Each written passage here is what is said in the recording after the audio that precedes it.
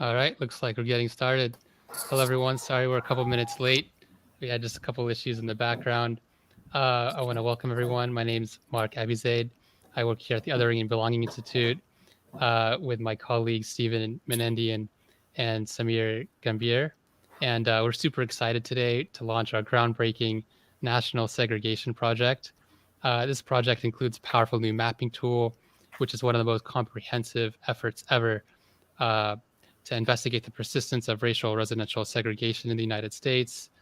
So as we'll discuss, this project has led to some startling and even disturbing findings about ongoing racial segregation in the United States, but it also offers tools that advocates can use to reverse this trend. So let me introduce Stephen Menendian and Samir Gambier, who led the effort to launch this project. Stephen is the Othering and Belonging Institute's assistant director. He's written extensively on the patterns and impacts of racial residential segregation in the United States. Samir is our equity metrics program director and the technical expertise who helped bring this project to life. I also just want to acknowledge the project's third author, Arthur Gales, who's unfortunately unable to join us today. Just a quick thing about our format. This Q&A session is going to last probably about 20 minutes, followed by 2 additional panels later in the day. And those panels include some serious heavyweights in the arena of fair housing and civil rights. So we'll hear from them about why segregation still matters today and what we can do about it. We have the full agenda on our website, and you can go to that just by going to belonging.berkeley.edu, and it'll be the first thing or maybe the second thing you'll see on our homepage. Also, if you're tuning in from YouTube and Facebook, please be sure to type in your questions in the little chat box. And if we have time at the end of this first panel, we'll try to get to some of them, but definitely we'll get to some of them in the second and third panels. So let's just get started. Stephen and Samir, thank you so much for joining. Let me first ask Stephen, what led you to this work and why did you decide to look into housing segregation in the first place? Yeah, thank you, Mark. It's great to be here with you and Samir and Nicole and our other interpreters. We had a little bit of technical difficulties getting started because our original moderator's audio went kaput and then computer went down. So thank you, Mark, for stepping in at the last minute. I was reflecting this morning that Samir and I have been working, we've been colleagues for so long, haven't we, Samir? Sure. And Samir and I were both hired at the Kirwan Institute around the same time by John Powell in 2005. And actually, Samir, I believe you started the week Katrina hit New Orleans. And I think, as I look back on the work we've done over the preceding decades, Katrina is one of the most important events, I think, of this century. And I think it was the first event, really, that Joe Biden likes to use the term, the blinders fell off, where the blinders really fell off on race, where we began to see that what was happening with racial inequality in the United States was far beyond the way in which we had previously understood it. That is, why were African Americans disproportionately impacted by Katrina? And the answer we came to was really that it was partly segregation. It was why African Americans disproportionately living in the lower Ninth Ward, on the floodplain, in the damage of flooding, in the path of the destruction by Katrina. And you may remember Kanye West had this really famous saying, George Bush doesn't care about Black people, as the images of people were behind him, right, during the telethon. And I think there was a contrast there. Was a moment, a really important moment, where Kanye was articulating the interpersonal conception of racism in a context in which structural racism was fully manifesting itself. And so I think our work, Samir and I have worked in the rest of that decade. We worked with school districts. We developed student assignment policies. We worked on disciplinary policies and rolling back zero tolerance punishments, on curriculum and teacher recruitment and retention. And we did everything we could. We ended up working on affirmative action cases, filing amicus briefs in the Supreme Court in the 2 Fisher cases. But in every one of those instances, the Texas 10% plan is a famous, for those of you who aren't familiar with it, what it does is it essentially promotes diversity in the University of Texas at Austin because of underlying segregated housing patterns. That is to say, it takes the top 10% roughly of graduating seniors from each public high school and automatically admits them to UT Austin. But the reason that promotes diversity is because of the underlying patterns of racial residential segregation. So everything we were looking at, health, the criminal justice system. John ended up hiring Michelle Alexander around 2008, 2009, and she was working on her book. Every issue we were looking at was undergirded. And then the COVID pandemic, right? What were the neighborhoods that were first hit hardest by this pandemic? What were in California, it was very clear that Hispanic community was hit hard. Around the rest of the country in the first wave, it was usually Black neighborhoods in New Orleans and Chicago and elsewhere. All of this is undergirded by racial residential segregation. You can't make sense of why some communities are harassed, surveilled, aggressively policed without actually looking at where people live. Because where people live determines essentially every aspect of their life. There was a story in the Washington Post last week about the mortality rates from COVID being a product of segregated hospitals. That the hospitals that people have access to are close to where they live. And it wasn't that the care was worse in those hospitals, it was the conditions, it was the funding levels, it was these instruments and so on. So we just kind of fell into this, right? Samir, we're working on other issues and realized this is really the core issue. So Sabir, can you tell us a little bit about the findings that you discovered during the course of this project and the report, and what you found most surprising about them? Sure. So as Stephen mentioned, racial residential segregation is and has been a mechanism to exacerbate racial inequality.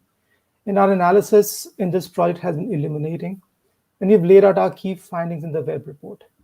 But I'll try and summarize those in three categories. One, we looked at the trends in segregation. Number two, analyzing the harms of segregation and looking at the relationship between political polarization and redlining. So our analysis, when we look at the trends, our analysis reveals that more than 80% of our metros in the nation are highly segregated as of 2019 than they were in 1990.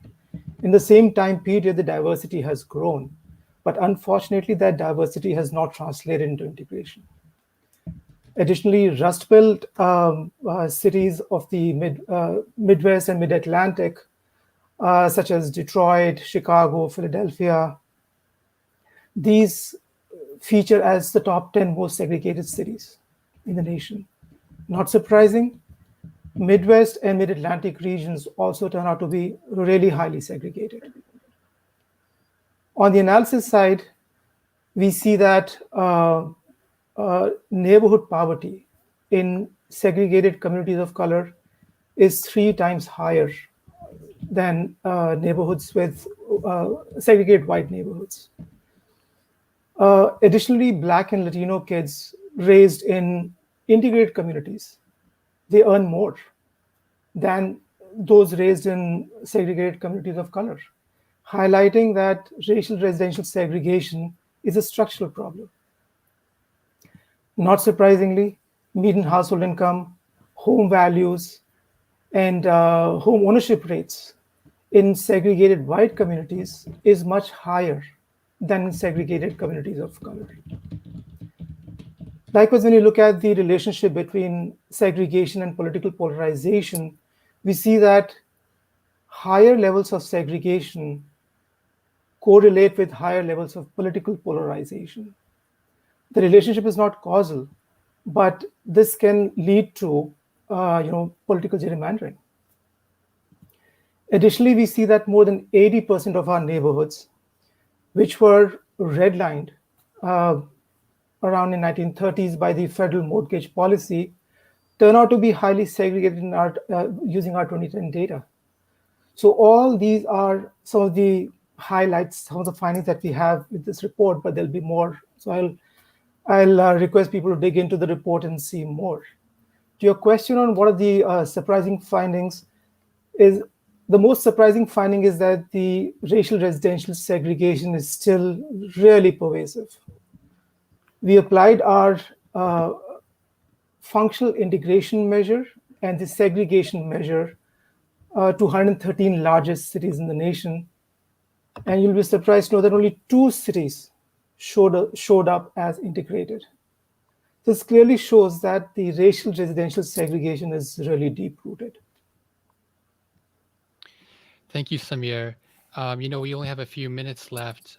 Stephen, maybe you can tell us a little bit about this web mapping tool and how you think researchers or housing justice advocates can use it in their work, and what's so special about it? What's different about it from other maps? Well, this project is so multifaceted. There's so many interesting components. We have kind of lit review of local histories of segregation. We have these city snapshots of places we wanted to highlight. We've got the report and components.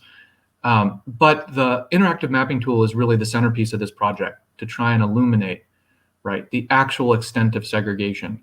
Unfortunately, over the last 24 hours, because of the media attention, our map crashed last night, and it's been a little buggy this morning. So don't rush to it. Just give it a few days for us to figure that out. But we actually did, for our media briefing last week, we have a small clip I'd like to show. Before that, let me just explain a little bit about what it is. So you're going to be able to use this map to see racial composition, to see the level of segregation, the types of segregation, and you can go back and forward in time. So, Mark.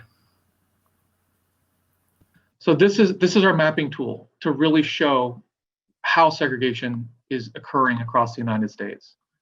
And let me do a little bit of a zoom in here. The default map layer actually shows, it divides the country into 3 areas: highly segregated, low to medium segregation, and racially integrated. And I think what you can really see here is that the United States continues to be a place of segregation, not integration. And we can tell you exactly how we define that in a bit. We've done so much with this project. We've created redlining, we've taken the digitized Hulk redlining layers from the 1930s and we put them into this map. We have these segregation stories from some of the most segregated and most integrated places in the country.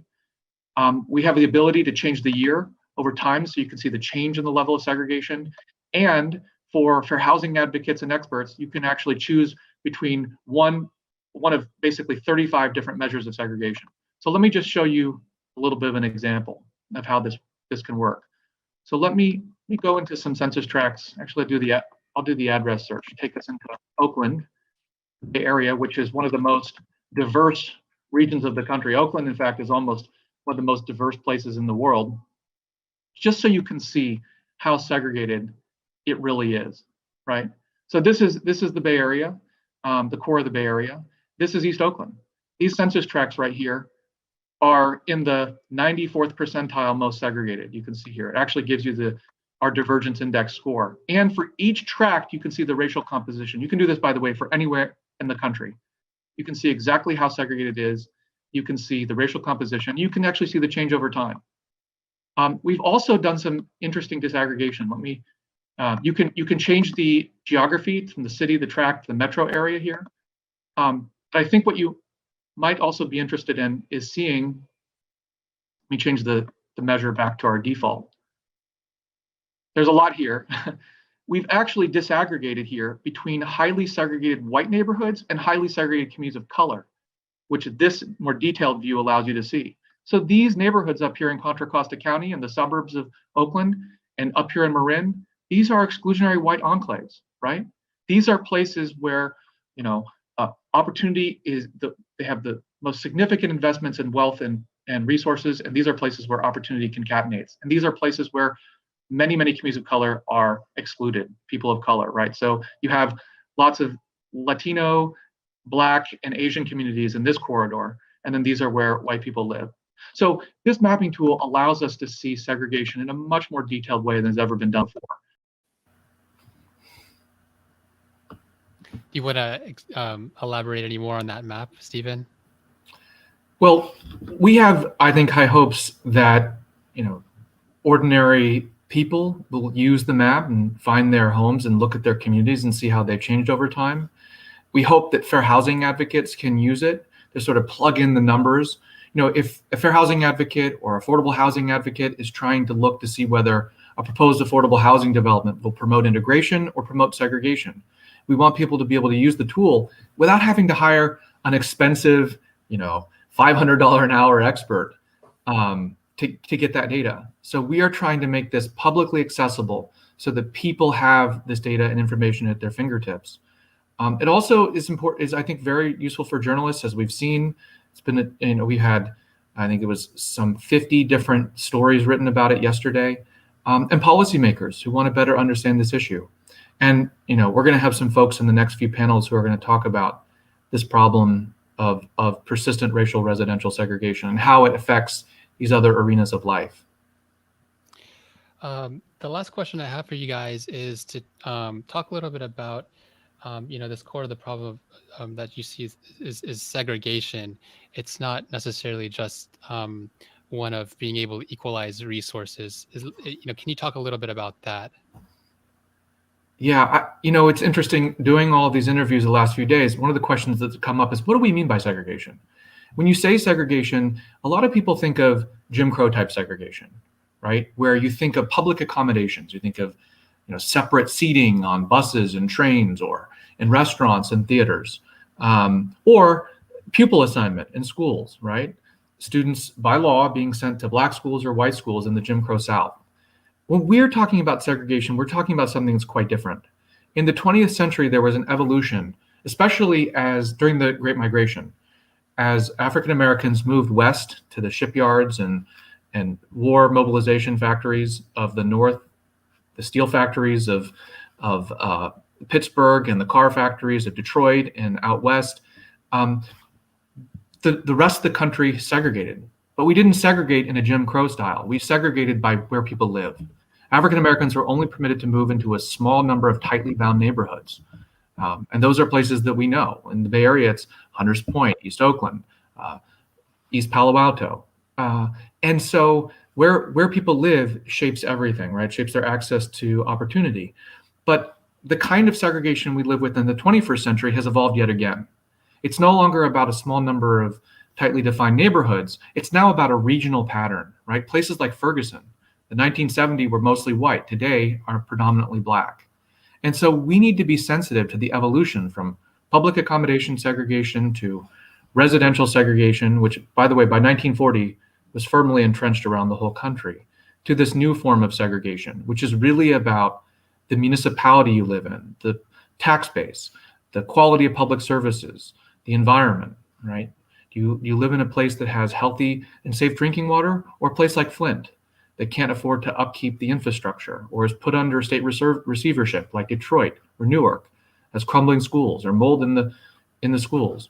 So all of these things are coming. One of the things that I did a lot of work on in the aughts was looking at water access, and it's become important again today, right? So all of these things are really the core of what we mean by systemic and structured racial inequality in the United States. We actually have an interesting question from the audience. Let me just put it up on screen and get your thoughts on it. How can school districts use the interactive map to generate policies that create equitable learning conditions? So one of the things that's unique about our map is it's looking at where people live rather than the schools they attend. But we know that when we talk about segregation, it's mostly in the context of schools, right? Because look at New York City. New York City is 75% African American and Latino students. And it's 70% students on free and reduced lunch. It's one of the largest school districts in the country. It's highly segregated. So in the context of schools, that's the area in which we actually recognize that segregation is harmful. But we don't really talk about it nearly as much in the context of housing. So this map is unique in that we're actually displaying free of charge to the public, and hopefully a user-friendly way, the ability to look at segregation and racial composition by housing. There are already plenty of excellent maps for school segregation. In fact, there are three that I can think of. One is created by Sean Reardon out of Stanford. I forget the exact name of it. I think it might be Ed Build. And there's also another one that Vox created, and a third one. I can't remember the source, but I can dig it up and we can post a link to it somewhere, where you can actually search for a school district and search for a school, and you can actually see, to what extent does the surrounding neighborhood create segregation in the school, or to what extent is your school segregated? And it also includes test scores. So you can see how different racial groups disaggregated by gender as well, are performing in those schools. So there are excellent mapping tools for school researchers or people who are working with school districts to help improve and create more equitable learning outcomes. So ours, we didn't want to duplicate that. We're trying to supplement that. So I would direct your attention to those other mapping tools. So here's a really quick one. I can't remember if you went over this or not, but Shoshitl wants to know if the map shows change over time. Definitely. As we showed in the video very briefly, you can actually toggle from 1980 to 2019. So we have all the decennial census data there, and you can actually observe the change over time. The DC article that covered us yesterday in the media section did a phenomenal job showing change in DC over time. Samir, do you want to add anything before we wrap? Well, I just wanted to say that we have also curated a number of stories, segregation and integration stories that are embedded in the map. So those are also very interesting, and we have some histories as well. So if users can dig into that, that'll be a good resource as well. All right, great. So it looks like we're running out of time on this panel. We have a ton of more programming scheduled for us today. Stephen and Samir, thank you so much for presenting the project. I'm sure there's tons of housing researchers, advocates, and journalists out there who are going to make really good use of this project. And if anyone wants to get in touch with us, please email us at belonging@berkeley.edu. And so right now, me and Samir are going to head out. We're going to put a little 2-minute intermission card. And then Stephen is going to be back moderating the next two panels that are going to come up in just a couple of minutes. So thank you, everyone, and we'll see you soon. Thank you, everyone.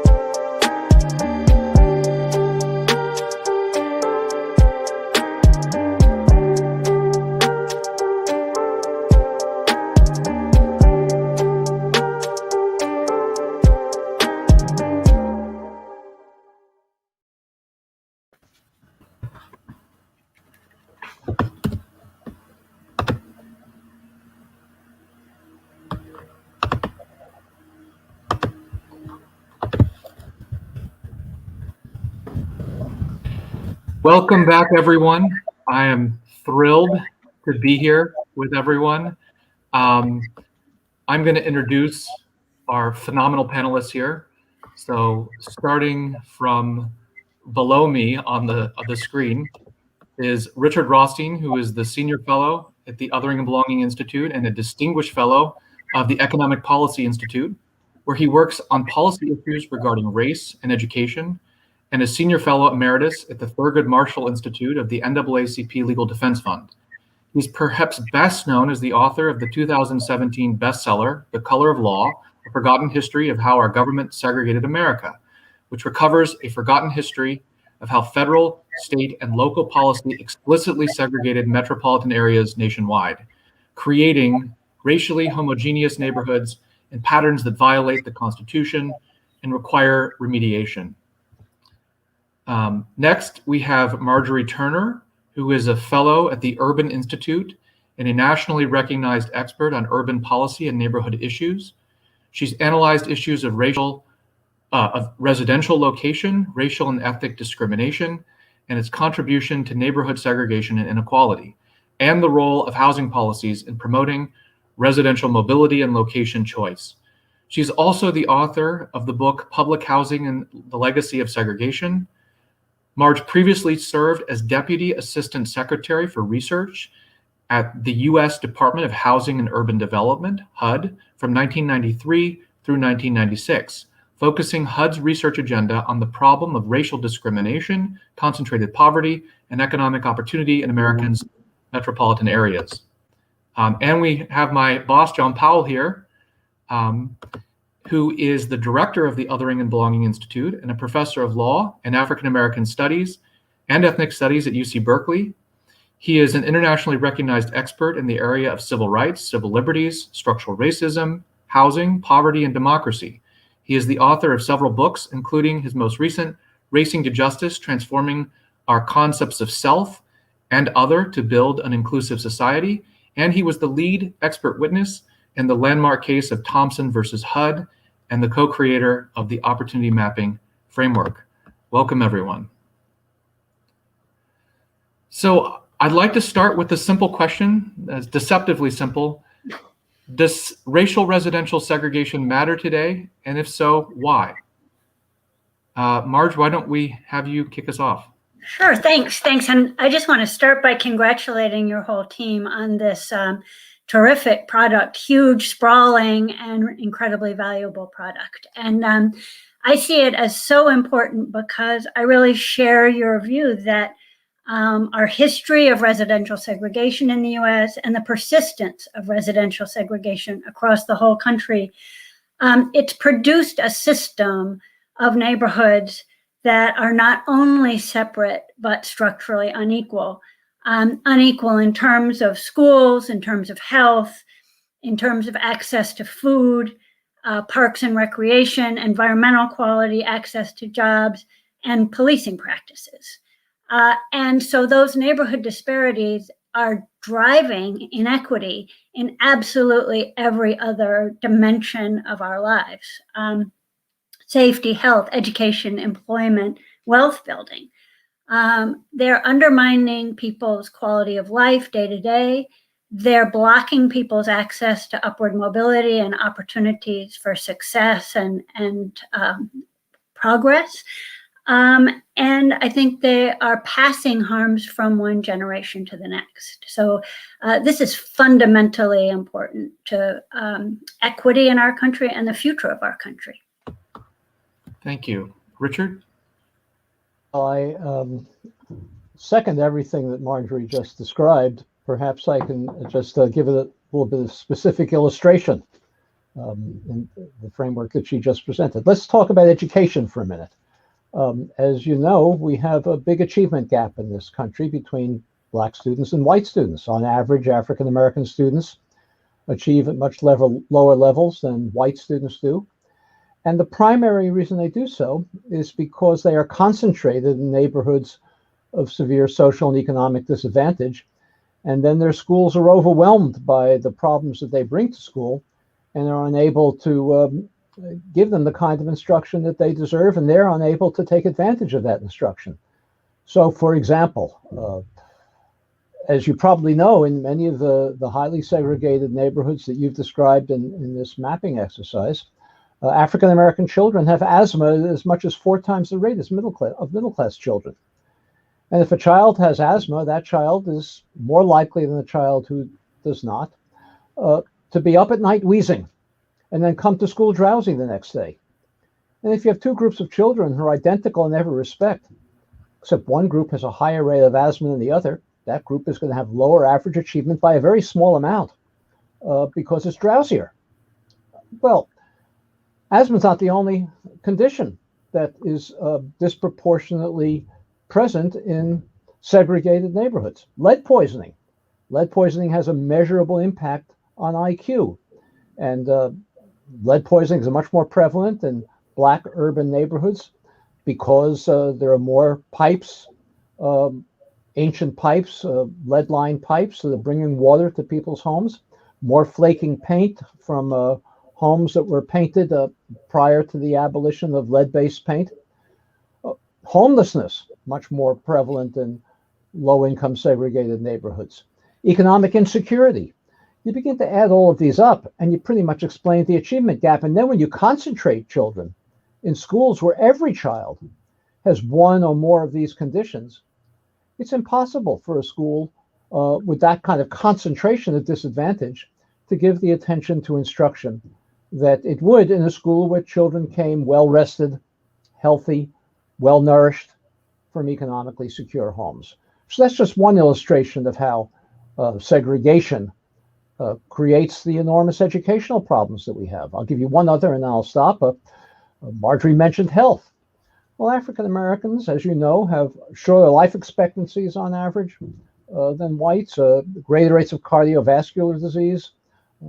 That's partly attributable to the fact that they live in low-income segregated neighborhoods.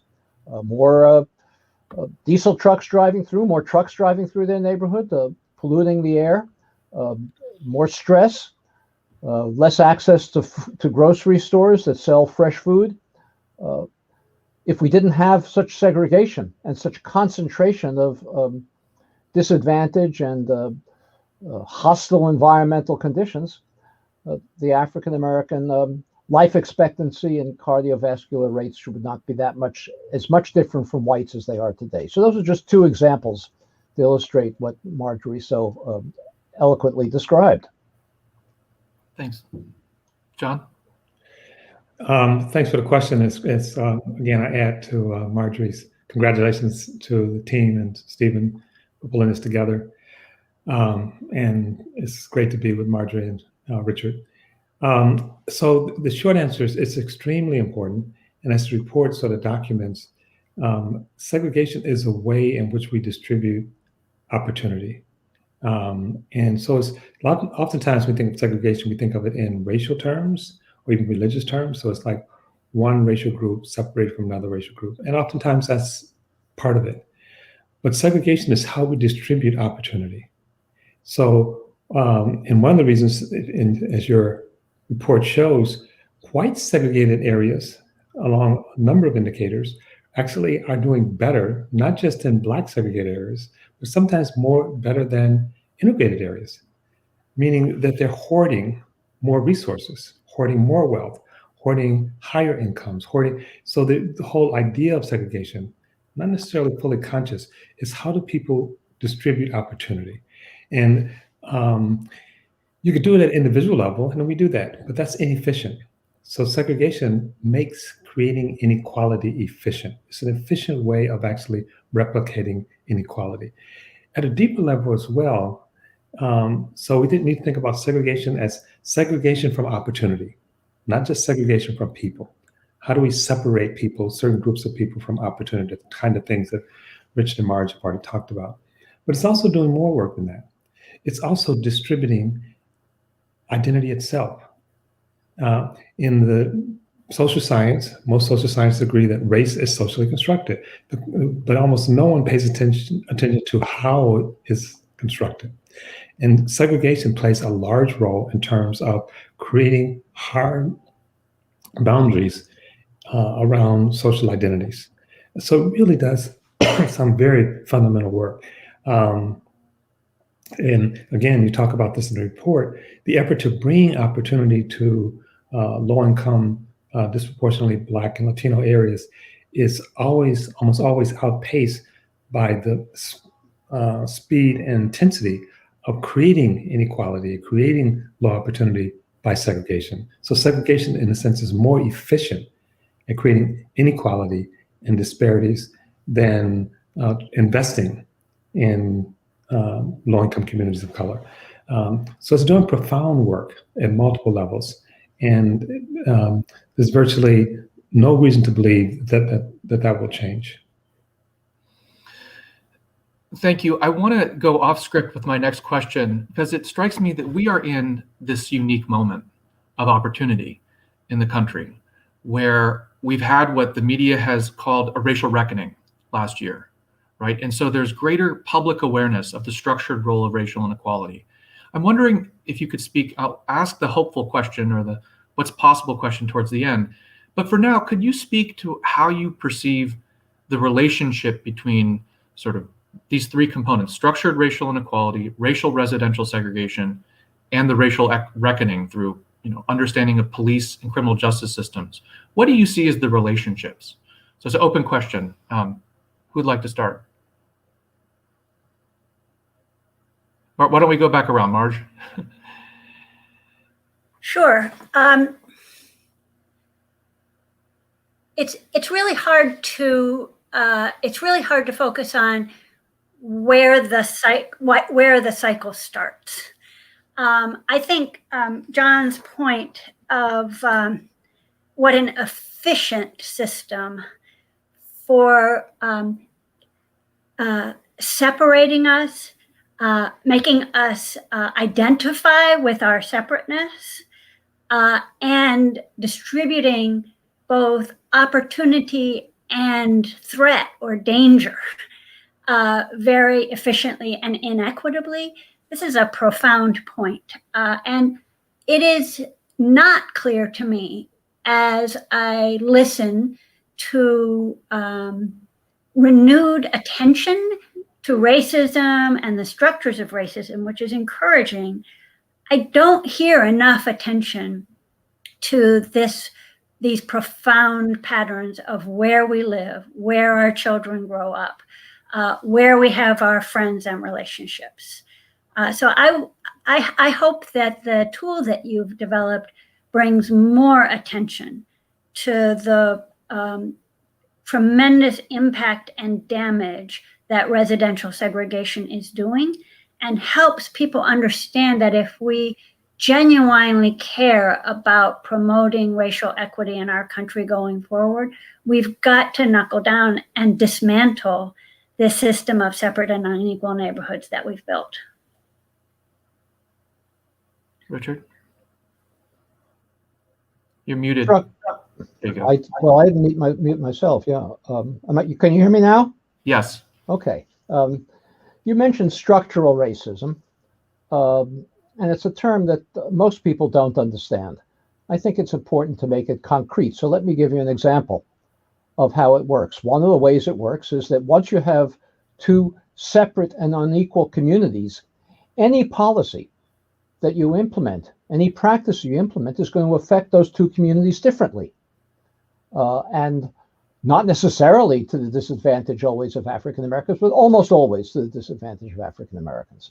So for example, recently there's been a lot of attention paid to the fact that the property assessment system in this country, in almost every community in this country, causes African American homeowners to pay higher property taxes relative to the value of their home than white homeowners pay relative to the value of their home.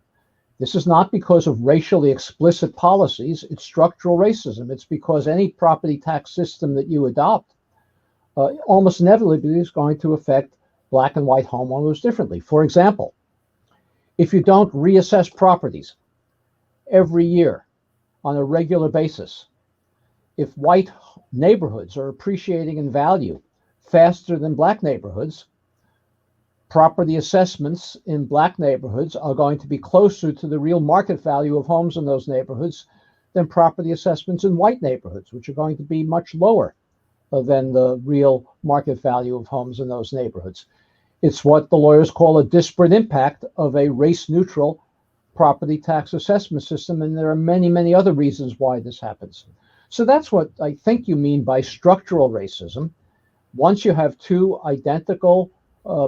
separate communities with different social and economic characteristics, any race-neutral policy is going to have different impacts on each of those communities. And in many cases, like the property assessment system, it's going to be much worse on African American communities than on white communities. John?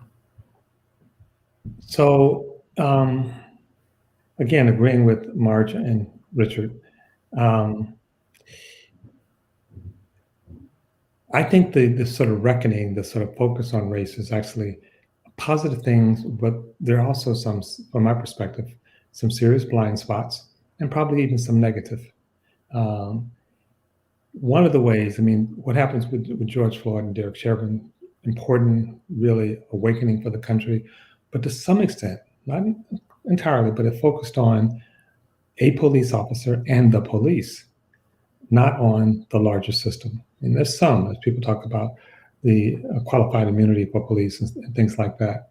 But there's been a lot of data, including in your report, showing that the Black community is policed different than the white community, that there's more likely to be killings in certain communities.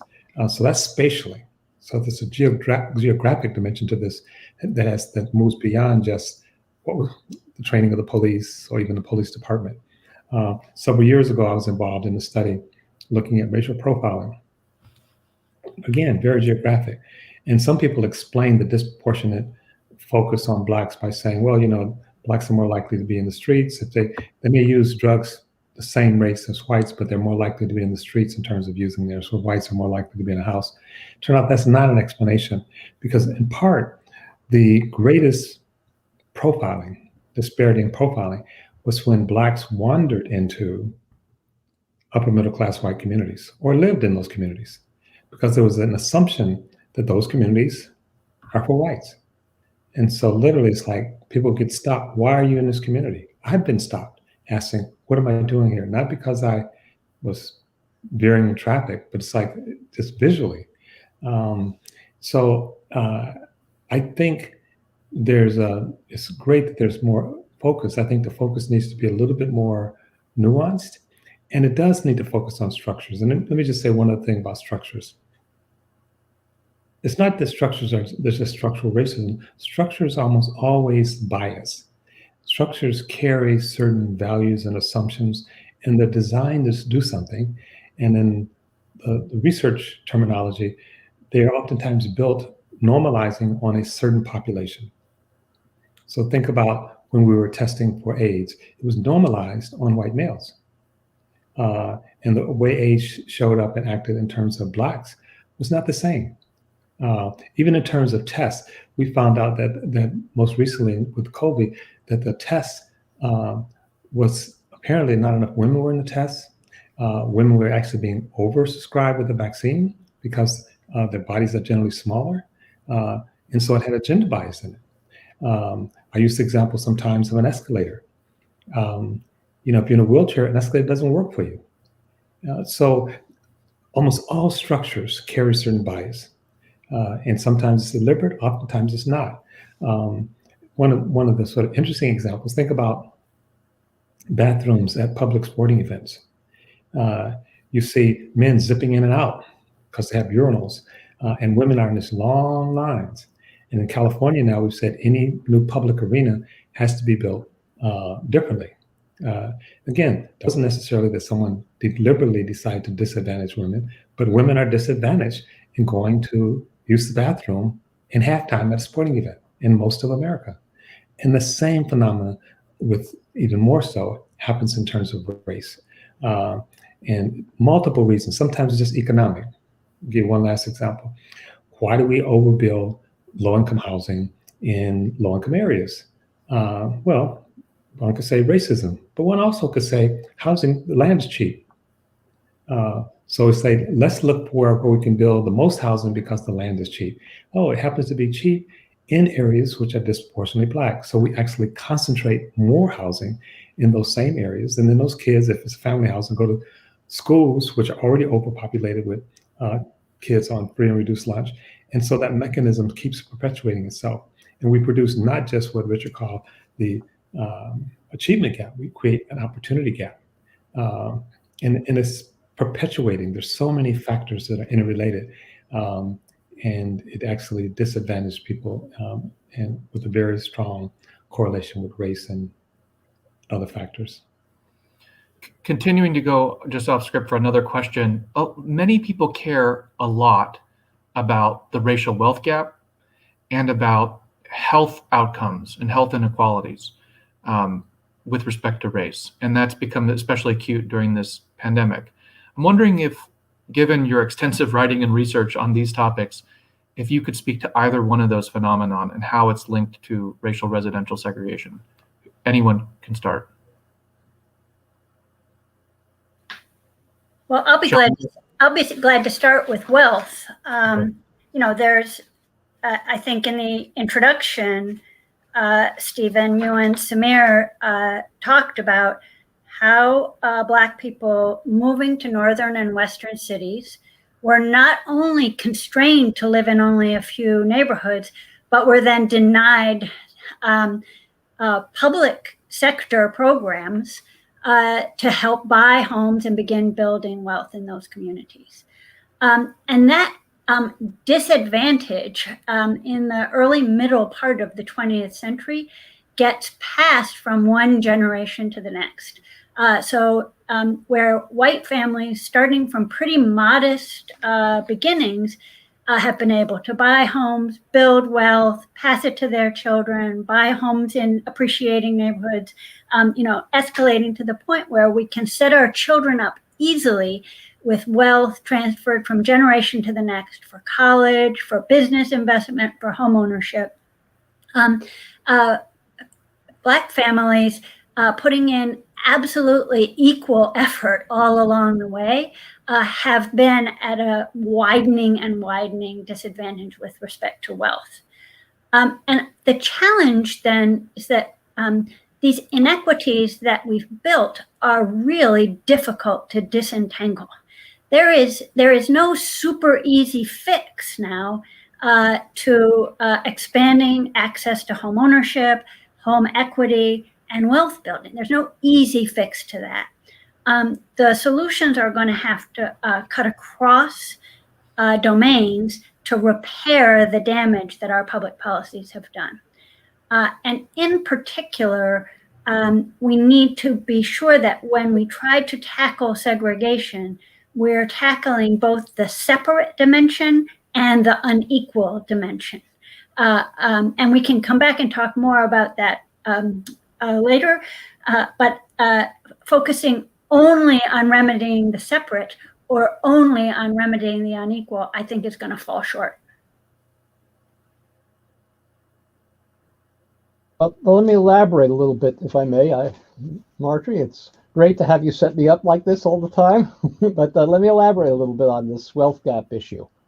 As Marjorie pointed out, in the 20th century, the federal government and the real estate industry and banks all conspired to move white working class families, they weren't middle class at the time, white working class families into single family homes in all white suburban areas.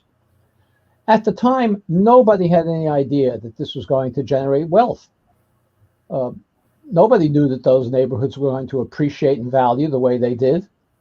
But what happened was that the neighborhoods appreciated in value, and the families who owned those homes became middle class, because homes that they bought in the mid-20th century for what in today's money would be about $100,000, working class homes, are now, depending on the part of the country, worth $300,000, $400,000, $500,000, some places $1 million and more. And the difference between that $100,000 and the present value of the homes is the wealth that those white families gained to send their children to college, to perhaps take care of temporary unemployment or medical emergencies, to subsidize their retirements, and to bequeath wealth to their children and grandchildren, who then had down payments for their own homes. So it's a perpetuating situation. However, too many policy advocates today assume that because the wealth gap was created by this kind of home ownership, the way to fix it is to get more African Americans into home ownership. That's partly true, but it's not nearly as true as people think. There are two ways you gain wealth from home ownership. One is if you have a long-term amortized mortgage and you stay in your home for the full term of that mortgage, over time, more and more of your monthly payments are attributable to principal rather than interest. And by the time the mortgage is paid off, or you sell the home after a lengthy period of time, the wealth you have is that principal that was part of your monthly, an increasing part of your monthly payments. But the other part, as I mentioned before, is you can gain wealth if the homes appreciate in value, and that's not guaranteed. So if you move African Americans into more home ownership in neighborhoods that aren't appreciating rapidly in value, and that has been the experience of African American home ownership.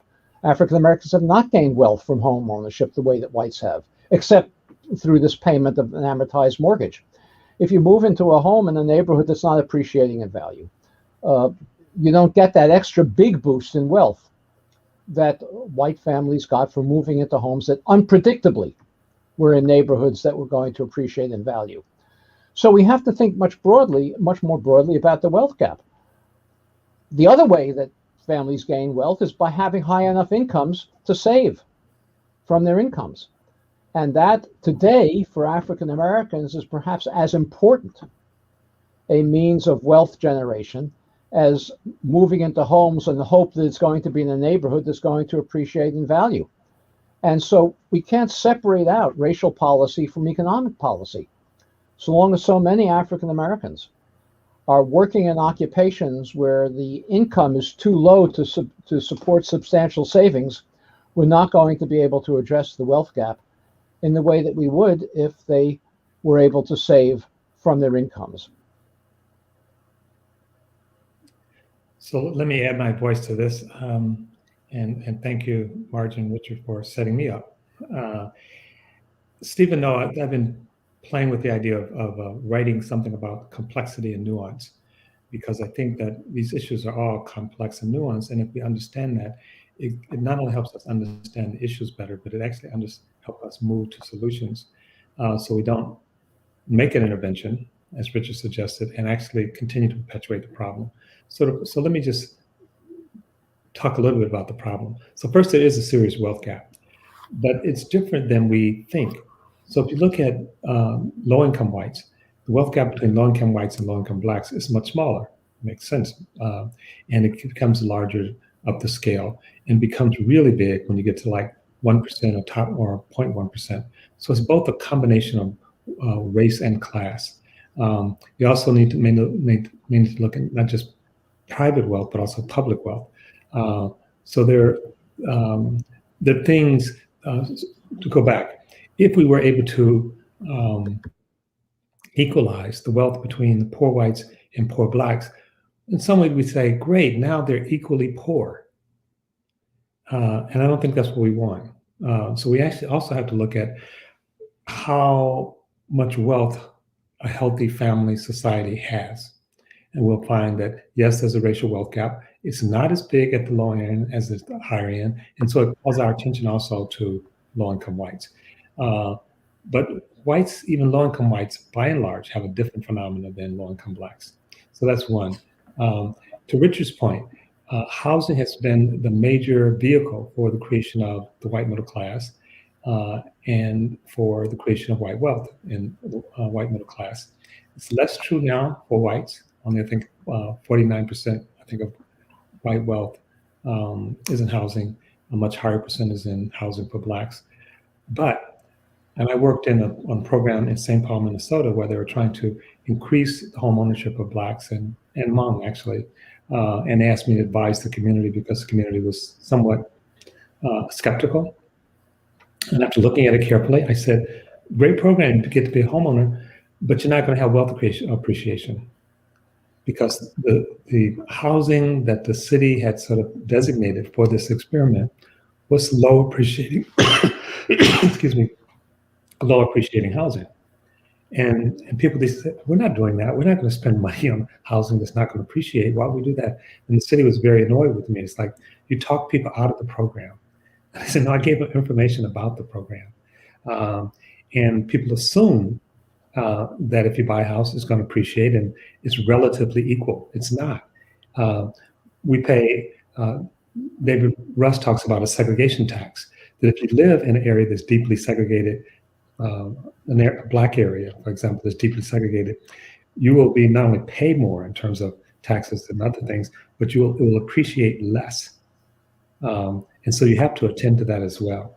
And as Marge said, there's so many things that are confounding. So, for example, a case I worked on was American Family, and it was basically looking at insurance companies refusing to insure homes in segregated Black areas, which means your ability to actually, again, decrease the value of your home, your ability to repair the home, your ability to get a mortgage. So it's like all these things are confounding. One last example, people know I'm from a large family. I'm 6 of 9, and my mom and dad passed, but they were just great, great parents. We grew up in a house, and it's actually in a video called basically looking at Race, the Power of Illusion. It's in that video. But that house, as Richard indicated, the picture of the house is in the video. And if you see the house, it's immaculate. My dad and mom were very meticulous people in that regard. And they bought the house years ago. It was like $20,000. Raised 9 kids in that house. When they sold the house sold 5 bedrooms, 3 bathrooms. The house sold for $5,000. If that house had been in the suburb, there would have been money to distribute to the 9 kids. There was not. And again, the house was in immaculate shape, but the location of the house was in an area that was not only not appreciating, it was depreciating. So there's these confounding mechanisms in place that you have to grapple with. And I think we have to be clear that we're not just trying to make an intervention so we can make a measurement by saying we put so much money into home ownership for Blacks. So that's great, but we have to look at the outcome. Did it actually produce the change we want? We have to be hard-headed about what we're trying to produce as an outcome.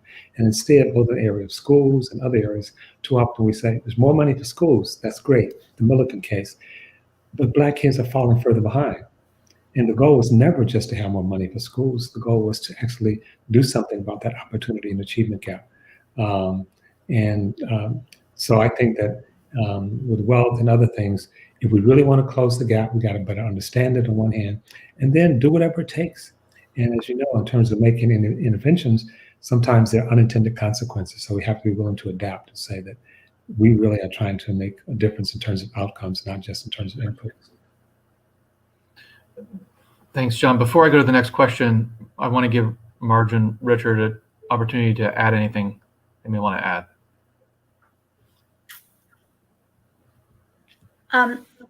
So I don't want to overcomplicate this, but I think the issues that both Richard and John talked about of buying a home, but in a neighborhood that is not appreciating, compared to buying a home where property values appreciate maybe faster than you expected, that is also the result, that difference is the result of segregation and discrimination. Because white people still value the separateness of white neighborhoods, and because white people start out these days with more wealth, there is more price and demand pressure in white neighborhoods than in segregated Black neighborhoods and other neighborhoods of color.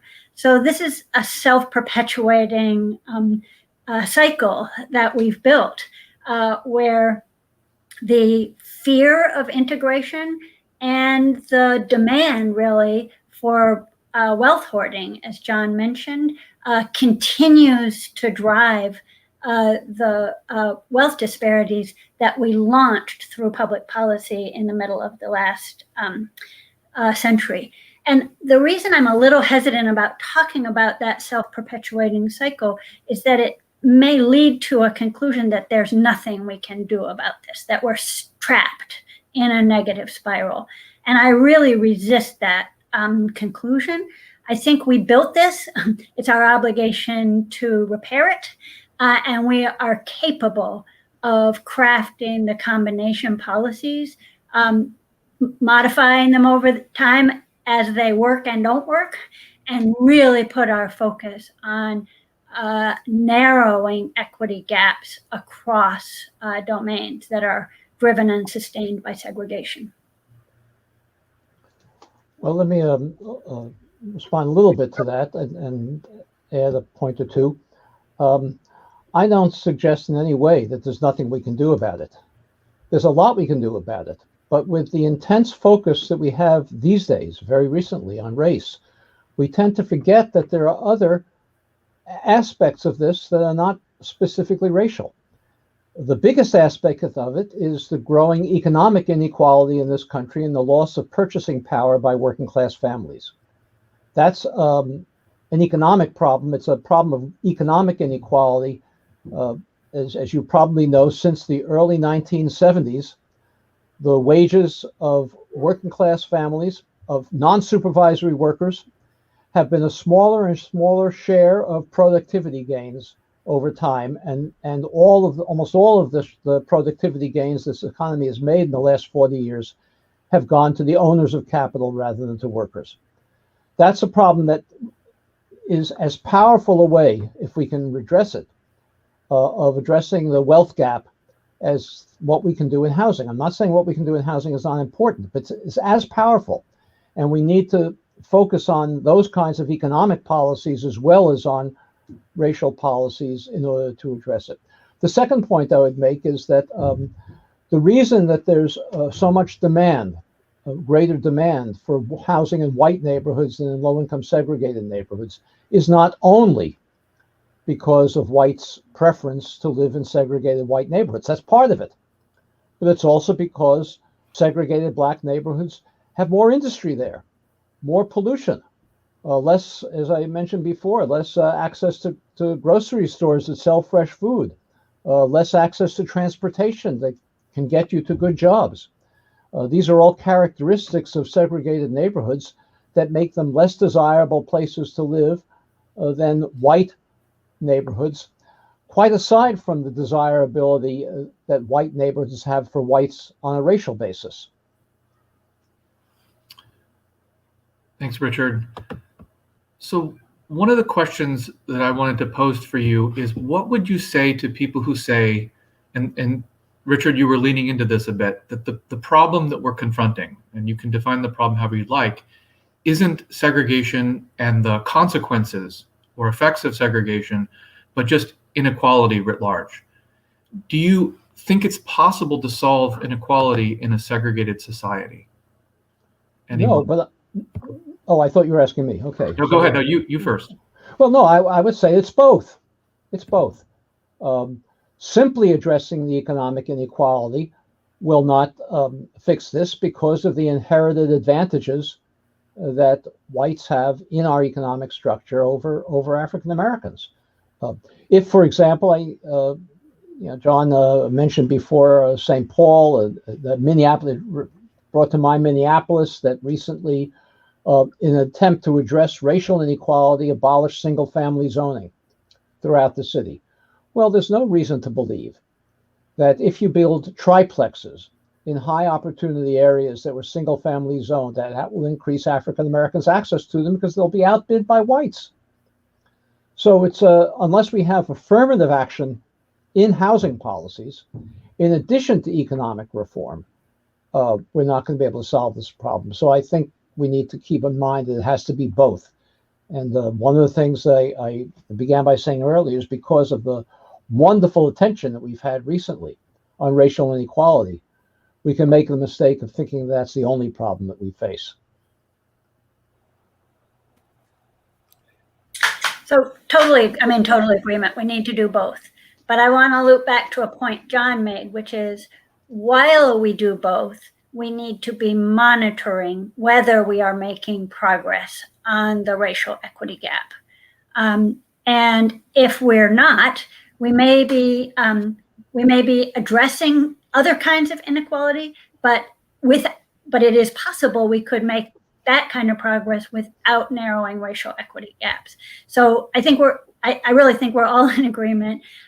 Do both, which is really do about 15 things at once, but with explicit attention to whether racial equity gaps across domains are narrowing. And of course, I would agree. And maybe a small finer point. When we look at some of the economic things, sort of the $15 an hour wage in Seattle, for example, how that rolled out. It turned out that the group that was most left behind were Black women working in the service industry. So I think it really is important, not when we talk about the economy, to talk about it in a disaggregated way. There are people who are situated differently, and Blacks and whites are situated differently. And so you can improve people's economic condition. And then we're usually talking about income and not wealth. And at the same time, either don't address the racial disparities or even exacerbate it. And so I agree that we need to focus on it, but we need to focus on how race shows up in the economy over and over and over and over again. And sometimes we assume that economic intervention is race neutral. It is not, and it should not be, because the disparities are not race neutral in terms of people, jobs people get, the experience they have, the racial and gender gap in terms of pay. All those things have to be attended to as well. Having said that, we still need to actually also focus on the fact that white, I wouldn't call them working class, because usually when we say working class, implicitly we talk about whites, whereas a large percentage of the working class is not white.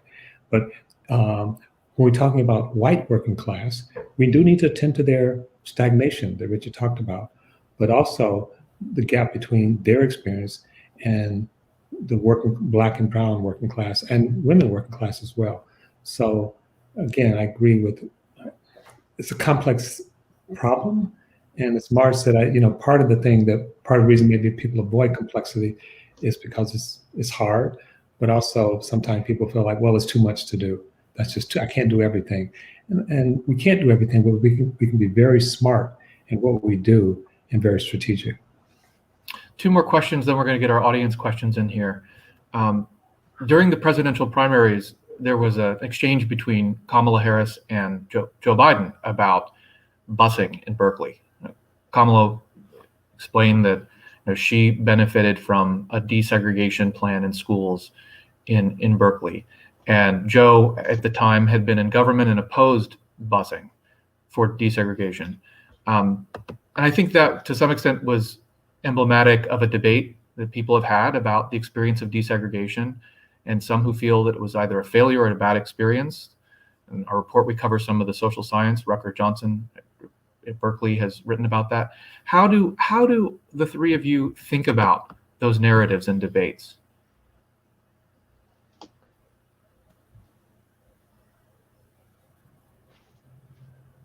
Marge? Richard, why don't you start this time? All right. Okay. We keep on talking about complex issues. So this is another one. Many of the African Americans who were bused to predominantly white schools during the busing era report that it was a very, very hurtful and terrible experience for them.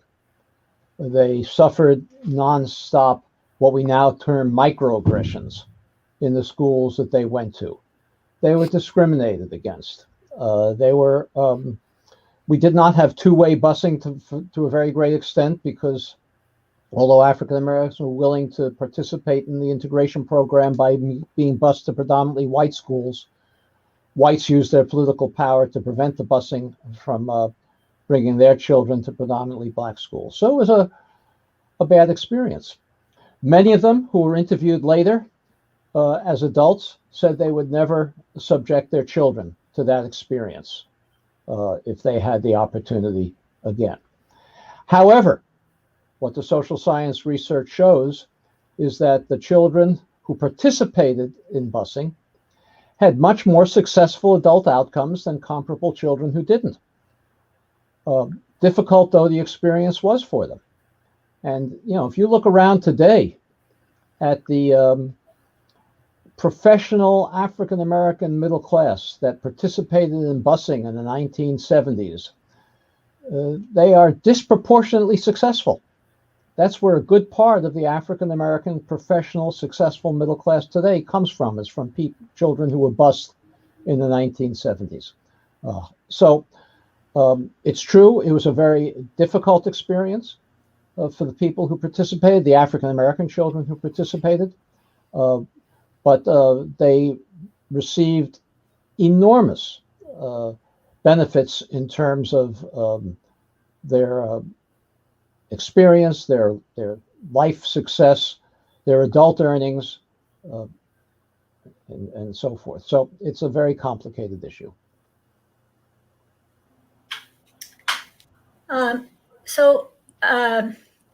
I've really been an advocate for residential integration for my entire adult life. And I don't think our public policies have ever, really made the effort, made the investment to advance it. But I also have been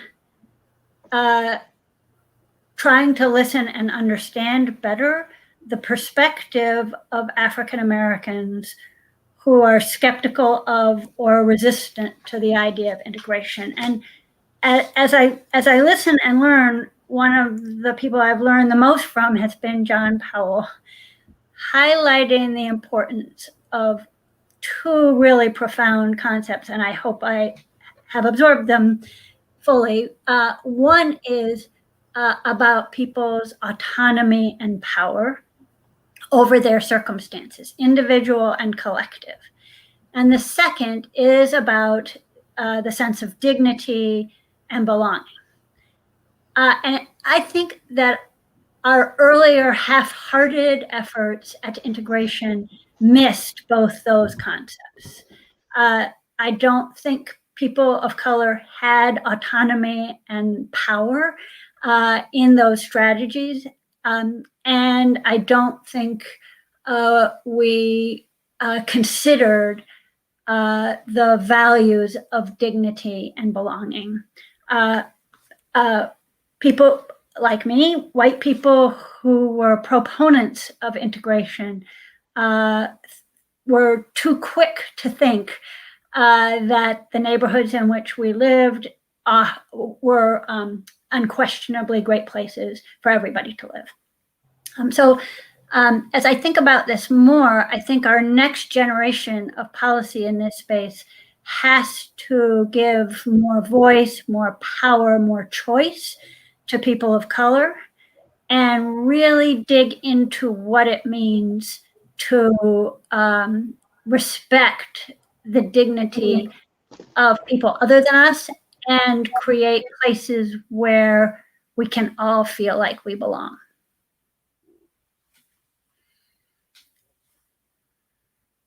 So thank you. I appreciate that. It is complex, Stephen, as you know. And we are sometimes look at things at a macro level and then at an individual level. At the macro level, Rucker Johnson, I think, has done an incredible job in this book, and I'd recommend this book. And Richard has made reference to it. It's like the data shows that people who have some experience, Blacks, are better off economically. It doesn't speak to the psychological and emotional scarring that people experience. I talked to part of the Little Rock Nine, for example, the young people who desegregated Little Rock, and 50 years later, they're still hurting. So I think we have to attend to that. It's interesting, we've talked about busing. Busing is an example that we haven't really taken the problem seriously, because the reason people have to bus is because they live in segregated housing. And so we're saying, we're going to keep the segregation. The parents are going to live completely separate, but you, young Black child, you go have an experience and then come back. And it's the young Black child, not the young white child.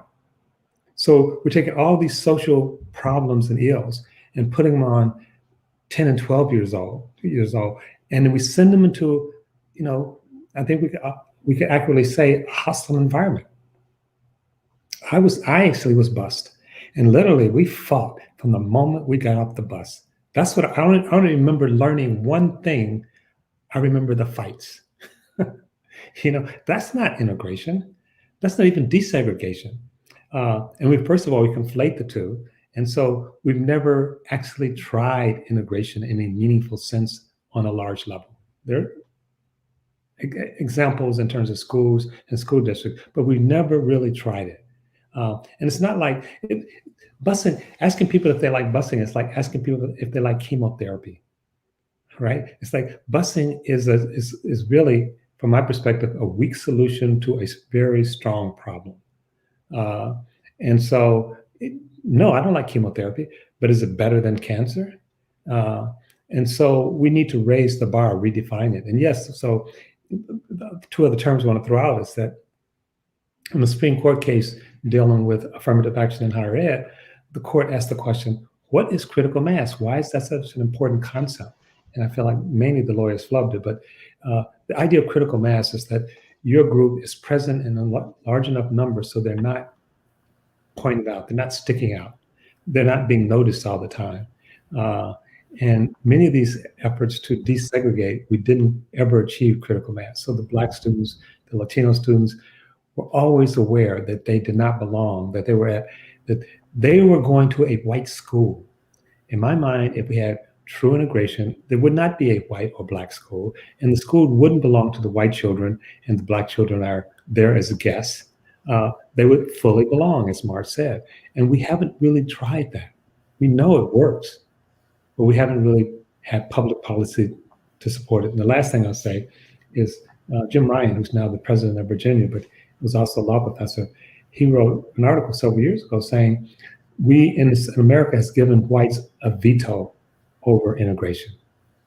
And so we're willing to do it until the whites say no more, whether it's you can't build in my backyard, you can't, the way we carved up metropolitan areas, so cities could expand at one point to make the surrounding areas part of the cities. And as cities became increasingly populated by people of color, states rewrote the rules, saying no more expansion unless you get, so it's like what Ryan is saying is over and over again, you've given whites the right to veto any plan.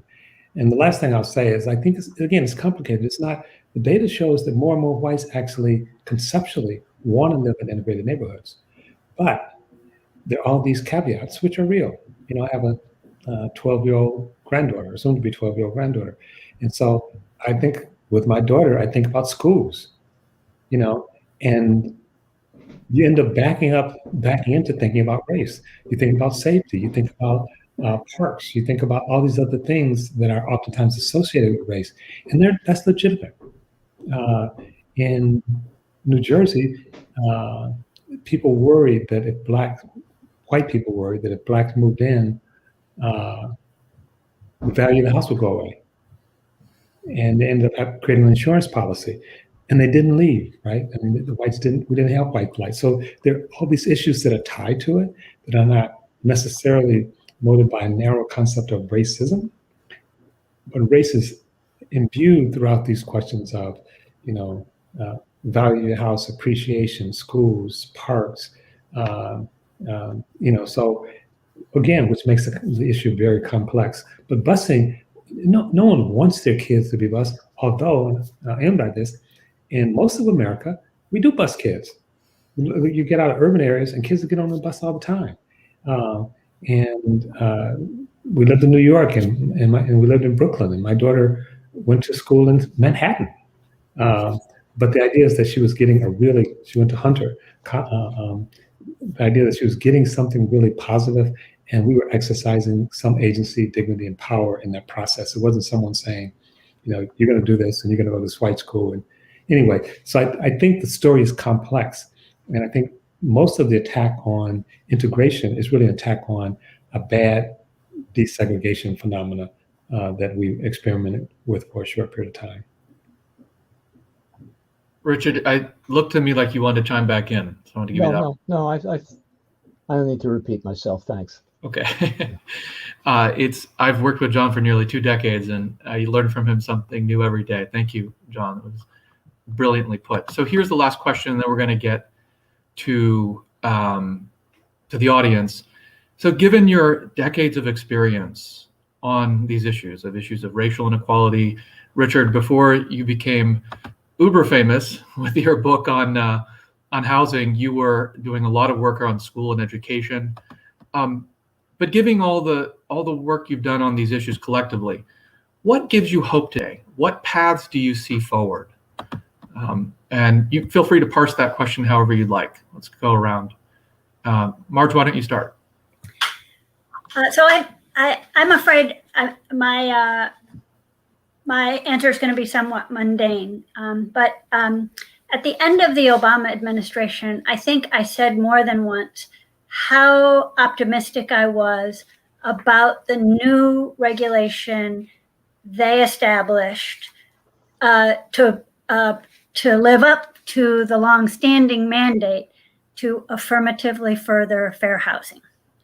And I said at that time that if HUD could even sort of adequately implement those new rules, mediocre implementation of those new rules over the next 20 years, we might really see separate and unequal neighborhoods being dismantled, a real shift towards both integration and narrowing of disparities between neighborhoods where people of color live and where white people live. So I was optimistic about that. And I've been extremely pessimistic for several years, but I am now optimistic again that rule is being brought back to life. Some thinking over the last 4 years may lead to some refinements of it, but I really think that it is incentive, support, mandate to communities to focus both on reinvesting in the communities of color that have been starved of resources and opportunity, and on tearing down the barriers that exclude lower income people and people of color from neighborhoods that are opportunity rich. It calls on communities to tackle both those things at the same time. And again, if we can implement that, if HUD can implement that in even a mediocre level of quality, I think we could be on a 20-year path of significant progress for the country. I hope I get to live to see it. Well, I am very hopeful, not confident, but hopeful. But I'm not. My hope is not based on what HUD might do in the current administration, because unless there's a new civil rights movement in this country that forces HUD to do those things, it's not going to be able to get away with it. It looks good on paper, but they won't get away with it. There's no political support in this country today for even a modest implementation of the affirmatively furthering fair housing rule. What makes me hopeful, well, is two things. One is the process of writing and researching my book, The Color of Law, made me hopeful. Because I realized that so long as we thought that the segregation in this country happened by accident, happened naturally, what we call de facto segregation, it's very hard to figure out how it's going to be undone. Once I came to understand, and many of my readers came to understand, that the segregation that we have in this country is primarily the result of very, very explicit public policy, it's much easier to figure out how public policy can undo it. What was done by public policy can be undone by public policy. So that's the first thing. The second thing that makes me hopeful, and again, not confident, I mentioned a minute ago that without a new civil rights movement, we are not going to be able to give the political support to well-meaning, you'll forgive me, bureaucrats who want to implement these policies. But we're having a more accurate and passionate discussion about race, as this seminar today and your work, Stephen, show. More accurate and passionate discussion about race than we ever have had before in American history. Ever before in American history. And that discussion, we had 20 million people participate in Black Lives Matter demonstrations last summer and spring. And most of those were whites. It was led by African Americans, but we've never had that kind of white participation in racial justice demonstrations before. So there's the potential for a new civil rights movement.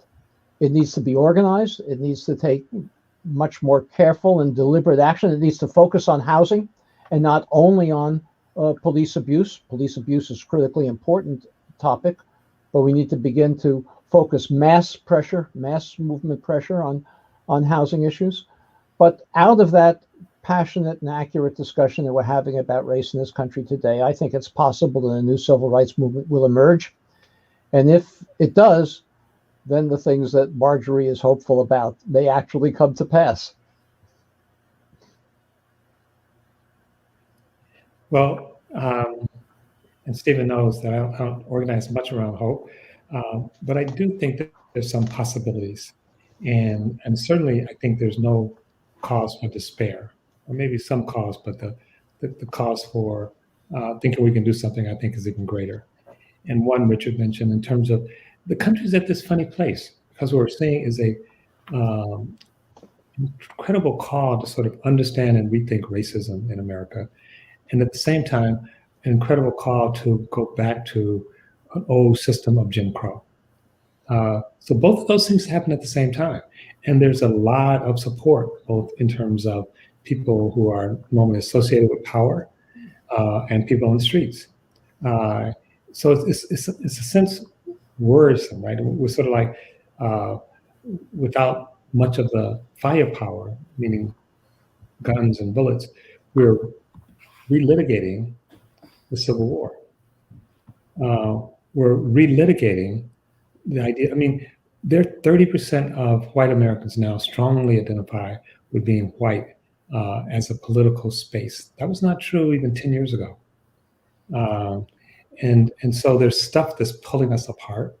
And my concern in part is that even as we focus on racial justice, that we do it in a way that allows us to come together, that we do it in a way that allows us to build bridges.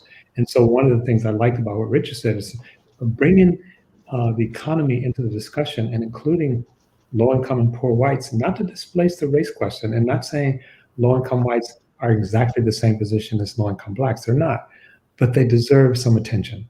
But it's not enough to just have policy. We also have to have a really good story to actually incentivize the movement so people can see how this relates to their daily life. So one of the things that's problematic or difficult about these complexities is they seem abstract. And it's easy in a sense to sort of organize around the police. That's very concrete. When I did the case on insurance, most Black people didn't realize they were being redlined by an insurance company. They didn't see it. So it's hard to get people excited about something they don't see. I worked, as you know, Stephen, we worked on a water case out of Detroit. And when we first started working on it, most people in Detroit didn't understand why that was an issue until the water turned brown, until the water stopped coming. And by that time, we had lost a number of years. So part of it is to help connect these problems with people's lives in a meaningful way so that we can have that movement. But the last thing I'll say is that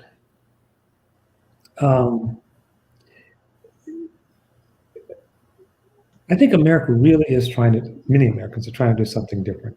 We know here in California, for example, that interethnic, interracial families are being formed at an incredibly fast rate, which was unthinkable 30 years ago. There's some projection that in the relatively short period of time, the plurality of new family formation in California, and by the end of the century in the country, will be mixed. That's saying something. That's saying that kind of personal animus is not there, at least for some Americans. That's something to build on. We haven't told a story about that. And one of the things you worked on, Stephen, is that while people are skeptical about the federal government, there's cities all across the country that are rezoning, that are getting rid of zoning or exclusively single-family housing. And part of the reason they're doing that is to try to address racial justice. I agree with Richard. By itself, it won't produce that.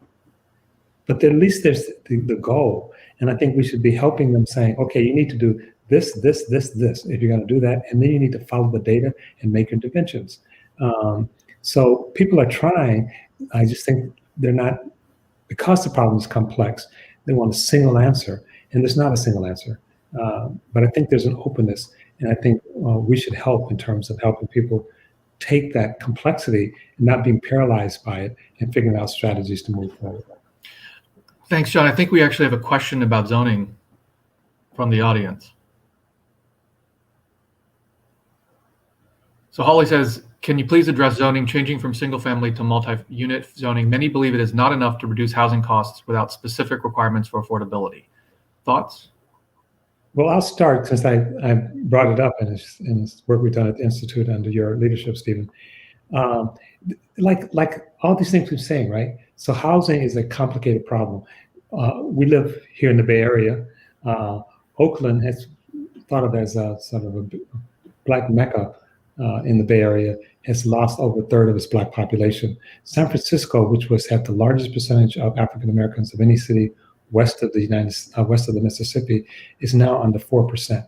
And so you have both the problem of racial displacement and gentrification and affordability. And they're similar, but they're not the same. And I think we have to grab onto both of them. And will zoning solve either one by itself? Probably not. But it's a step. What we have to be deliberate is, so we're trying to address the issue of affordability, and I have many thoughts about that. I think the market, we need to restructure the housing market to actually produce many more housing.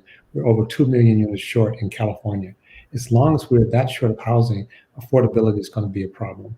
And then it's exacerbated by the shortage of materials and all that sort of thing. So again, I think we have to really be bold in terms of addressing affordability housing. There's some prophylactic things we could do. People think about rent control, think about just cause eviction. All of those to me are just prophylactics. If we don't build more units and build units in high opportunity areas and make sure that a range of people, both based on income and race, can have access to them, we're not going to solve the problem. But I do think there's an appetite to solve the problem. We just haven't intervened, I think, in the right, robust way. Totally agree. I think zoning and land use reform is critical to tearing down the barriers that exclude people from neighborhoods of opportunity. It's going to vary from place to place what that zoning reform has to look like to be effective. Zoning reform will not push housing prices or rents all the way down to be within the means of the lowest income households. So to get there does require some additional subsidy. But the zoning reform can help push prices and rents down into a more moderate range by, as John said, catching the housing supply up to the scale of demand. And finally, I think we just all too often yearn for silver bullet solutions, so that we say, oh, great, let's do zoning reform. And then we realize, well, zoning reform all by itself isn't going to totally solve the complicated problem we've created. And so we say, oh, that's the end of zoning reform. Instead of saying, okay, zoning reform is part of the solution. What else needs to be combined in our portfolio solution strategy to get the change we want to achieve? Richard? Well, let me add this one other point. In many places, like the San Francisco Bay Area, but in Washington, D.C., and in New York, and Austin, Texas, and many other, Chicago, it's not just the lowest income families who cannot afford market rate housing. It's moderate income families. It's what I referred to before as working class families. And increasingly in the communities that I just described, and as well as others around the country, you find everybody from teachers to firefighters to construction workers to hotel and restaurant workers having to commute long distances to their jobs because housing is not affordable for them. Housing would still not be affordable for them simply as a result of zoning reform. They are disproportionately African American, but as John has pointed out, not all African American who are in this position. African Americans, middle-class African Americans, moderate income African Americans live in more segregated neighborhoods than whites with identical incomes and have less resources, less wealth, as we've described before. It is, in my opinion, absurd that we are building so-called inclusionary zoning housing, which includes units for the wealthy, that is market rate units, and units for the poorest, and no opportunity for the people in the middle, the missing middle, to live in this affordable housing.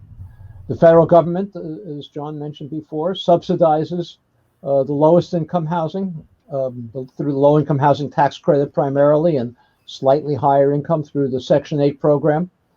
But families who typically have incomes, well, not to get too technical, but between, say, 80% of area median income and 120% area median income, what we call moderate income families, get no subsidies and cannot afford housing in the communities where it's being built, even with zoning reform.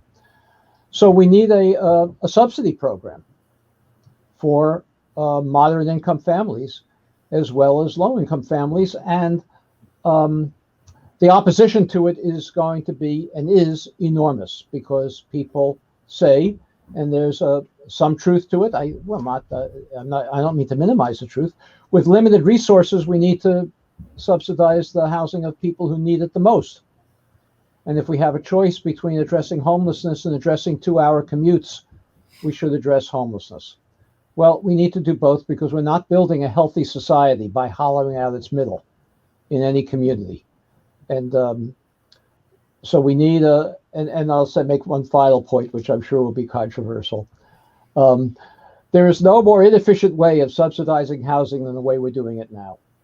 We need to return to the model of public housing that we had when it was first constructed as the most desirable housing available for middle class, working class families. And we need to build public housing that is attractive, that is not the high rises, that fits in well to the context of a residential community, that includes both market rate, moderate income, and low income, deeply subsidized units, in order to create a healthy residential environment. Thank you. I found it helpful in thinking about this issue to say that zoning reform is a necessary but not a sufficient condition. I want to thank all of you. I want to apologize to the audience that we didn't get to more questions, but promise you, we're going to get to many, many more questions next panel. I'll make sure that we have more time for that. Before we go, though, I wanted to ask just one question, and I'll follow-up question, and maybe I'll give this to Richard to start. I was speaking to a journalist yesterday who was looking at our project webpage and the table of most least segregated metro areas and cities. And Richard, one of the things that I point out is the 2 cities in our project that we identified as integrated are places that have military bases. And this journalist who I was speaking with, I won't mention who it was a son of a naval officer, I believe, or was an Air Force officer, and automatically identified a lot of the cities on the least segregated portion of the list as places that have military bases. And this journalist said those are deliberate federal interventions. And it just strikes that to create real integration, which is a point that you've made, we need deliberate efforts. I wonder if we could just wrap up, we're over time, by talking about deliberateness and consciousness around that. Richard, could you start? Well, the military has done a good job ever since President Truman began the process of integrating the military. I mentioned earlier school achievement gap. The achievement gap is much, much lower in military schools on Army bases and throughout the world than it is in any other segment of American society. So it's not surprising that those military communities have less segregation. But I'll just repeat myself. I said before, what we need is affirmative action programs in housing. We need to begin using that term, I think, because it's rooted in an understanding that it's needed that affirmative action is justified on the basis of historic patterns of discrimination that need to be overcome. And so I think, yes, we need deliberate policies, because as I said earlier, and others have said as well, race-neutral policies are not on them in themselves. They may be necessary, like zoning reform, as a first step, but they themselves will not fix this problem without conscious affirmative action programs to undo the sins of the past. Our producer is pulling us off stage, so we have to wrap there. Thank you again, everyone. It was an honor to moderate this panel, and thanks again. We'll be Thank right you. back. Thanks and congratulations again.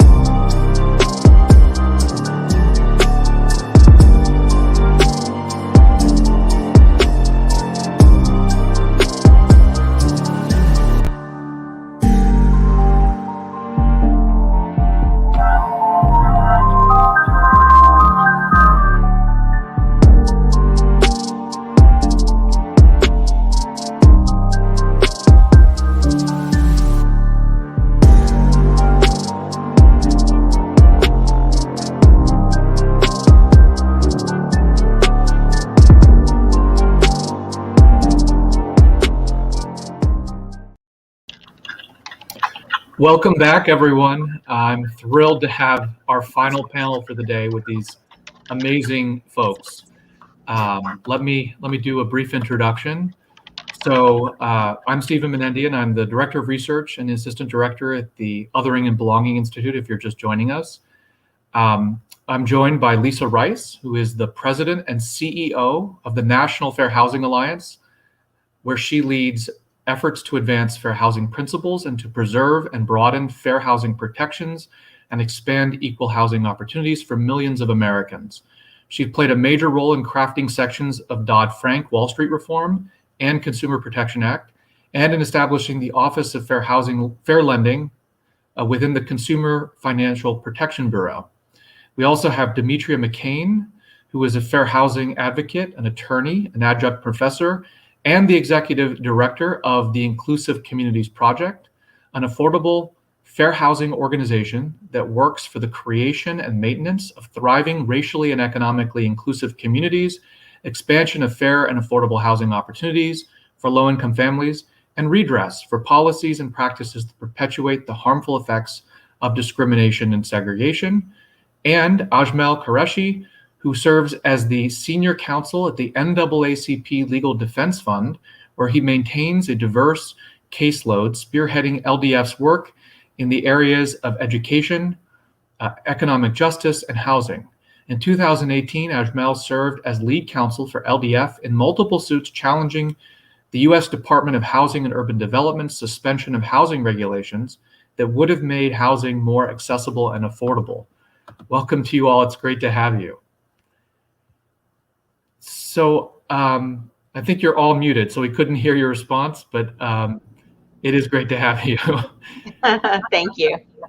It's great to see you all. This is a tour de force panel of folks who I think are the vanguard of our civil rights community's fair housing lawyer advocacy community. So we're gonna talk about solutions and your work and where the path forward and where you see we are, and we're gonna get plenty of audience questions. So let's start.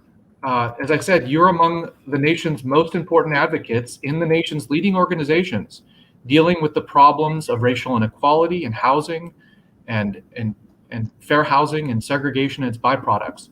Why don't you just begin by sharing your experience in recent years tackling these issues, successes and or failures?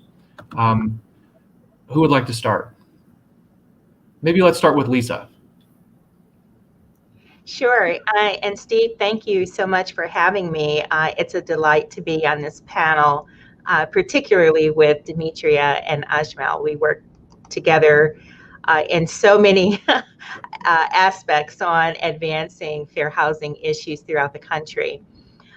Steve, you know, one of the challenges that we face as a nation is that, as the first panel so aptly discussed, there are so many byproducts of segregation, both the segregation of people based on race and national origin, and the segregation of resources and amenities, as John Powell so well noted. And I think the COVID-19 pandemic has really brought this to the fore. And what we found was that people who, quite frankly, were never that much interested in segregation were grappling with the why behind the COVID impacts. Why were communities of color contracting the virus at higher rates? Why were they dying at higher rates? Why were they being vaccinated at lower rates? And so in the midst of answering these questions, you know, we had been having discussions with some of the most unlikely stakeholders when it comes to advancing racial equality and tackling issues of segregation. Having discussions, again, like I said, with the most unlikely stakeholders about these outcomes and explaining that really at the crux of these problems lied systemic inequality, lied residential segregation. And these conversations led to what I view as some really interesting and unforetold successes. And I kind of want to focus my comments on the successes because I feel like we've had so many failures over the decades. I want to focus on the successes. So for years, housing and financial service providers were vehemently, and when I say vehemently, I want to underscore that, vehemently fighting us over the affirmatively furthering fair housing provision of the Fair Housing Act, as well as the disparate impact tool. And Richard Rothstein in the first panel, I think, really explained how disparate impact works. I think Marjorie talked about affirmatively furthering fair housing. But Richard talked about how the disparate impact tool works. But in case some folks missed Richard's explanation, just briefly, I'll explain. Disparate impact is just simply means that if businesses have policies that result in a discriminatory effect on people of color, women, and other protected groups, then they need to drop that policy that is bringing about that disparate impact in favor of a policy that is more equitable and fair. The point is that we were often on very opposite sides of lenders and real estate firms over these two issues: affirmatively furthering fair housing, working to end the impacts and legacy of segregation. But we were also on the opposite sides of the disparate impact question. But as we began to have these conversations with lenders and housing providers about why we were seeing the disparities related to the COVID pandemic, people were able to more keenly understand the intersection between segregation and health and wealth outcomes. The common refrain, Steve, had been, well, people are not faring really well because they're not working hard enough.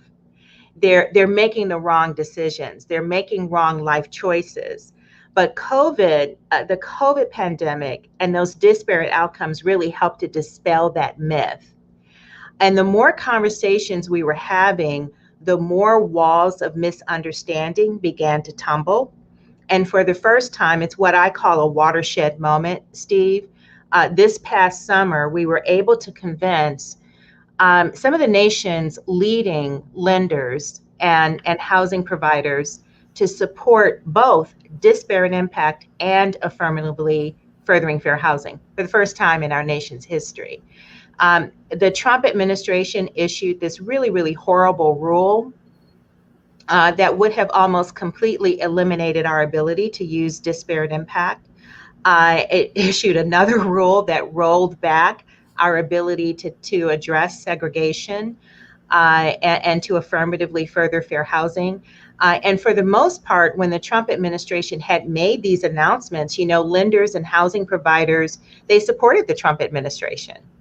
But after our conversations over this past summer, and there were many, I can tell you, one by one, companies began pulling back their support for the Trump administration's rules, and even asked the administration to go back to the drawing board, and issued letters. So that we have this in writing, right, from Citigroup, from Bank of America, from Wells Fargo, from Quicken Loans, from the National Association of Realtors, right, asking the Trump administration, stop, hold the horses. We need to really rethink these policies. And we really need to think about how what you're proposing is impacting segregation, impacting racial inequality in America. Additionally, the Business Roundtable, now this has never happened before. The Business Roundtable issued a report on racial equity. And in that report, the Business Roundtable came out in support of both disparate impact and affirmatively furthering fair housing. These, in my book, they're great successes. As I said, before, I refer to them as a watershed moment. And they're successes that we're building upon in order to further advance fairness and equality and help eliminate the impacts of segregation. Your organization is just so amazing, Lisa, and I'm going to plug your newsletter because the work that you're doing is incredible and the pressure that you're putting on the right folks in the right places is amazing. Demetria, why don't you jump in? Happy to. That's really exciting news, Lisa. Thanks for sharing that with everybody. Some of the successes, I think, before I mention a couple of successes, I think it's important to point out, which I think the previous panels kind of referenced, is how tenuous successes are. So I don't want to overstate, right? Every time there's a move forward, there's a move backwards. So here in the Dallas area, our organization counsels and works directly with a lot of housing choice voucher holders.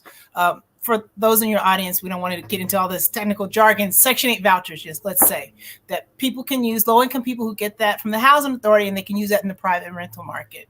And out of much of the advocacy that we did early on came some administrative changes at HUD that created what was called a way of making sure that the power, the buying power, you might say, of that voucher for people who are renting with those vouchers was high enough to get them out of isolated high poverty areas. Technical term is small area FMR, but that's technical term is not important. But that was done in a way that really opened up housing for a lot of low-income Black voucher holders in a way that I think that people didn't expect.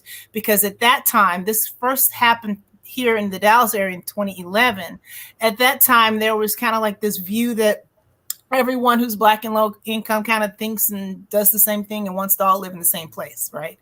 And so literally thousands of people were able to move to other parts of the Dallas metro area when that slight change in a policy made such a difference. And then that policy is still in effect right now.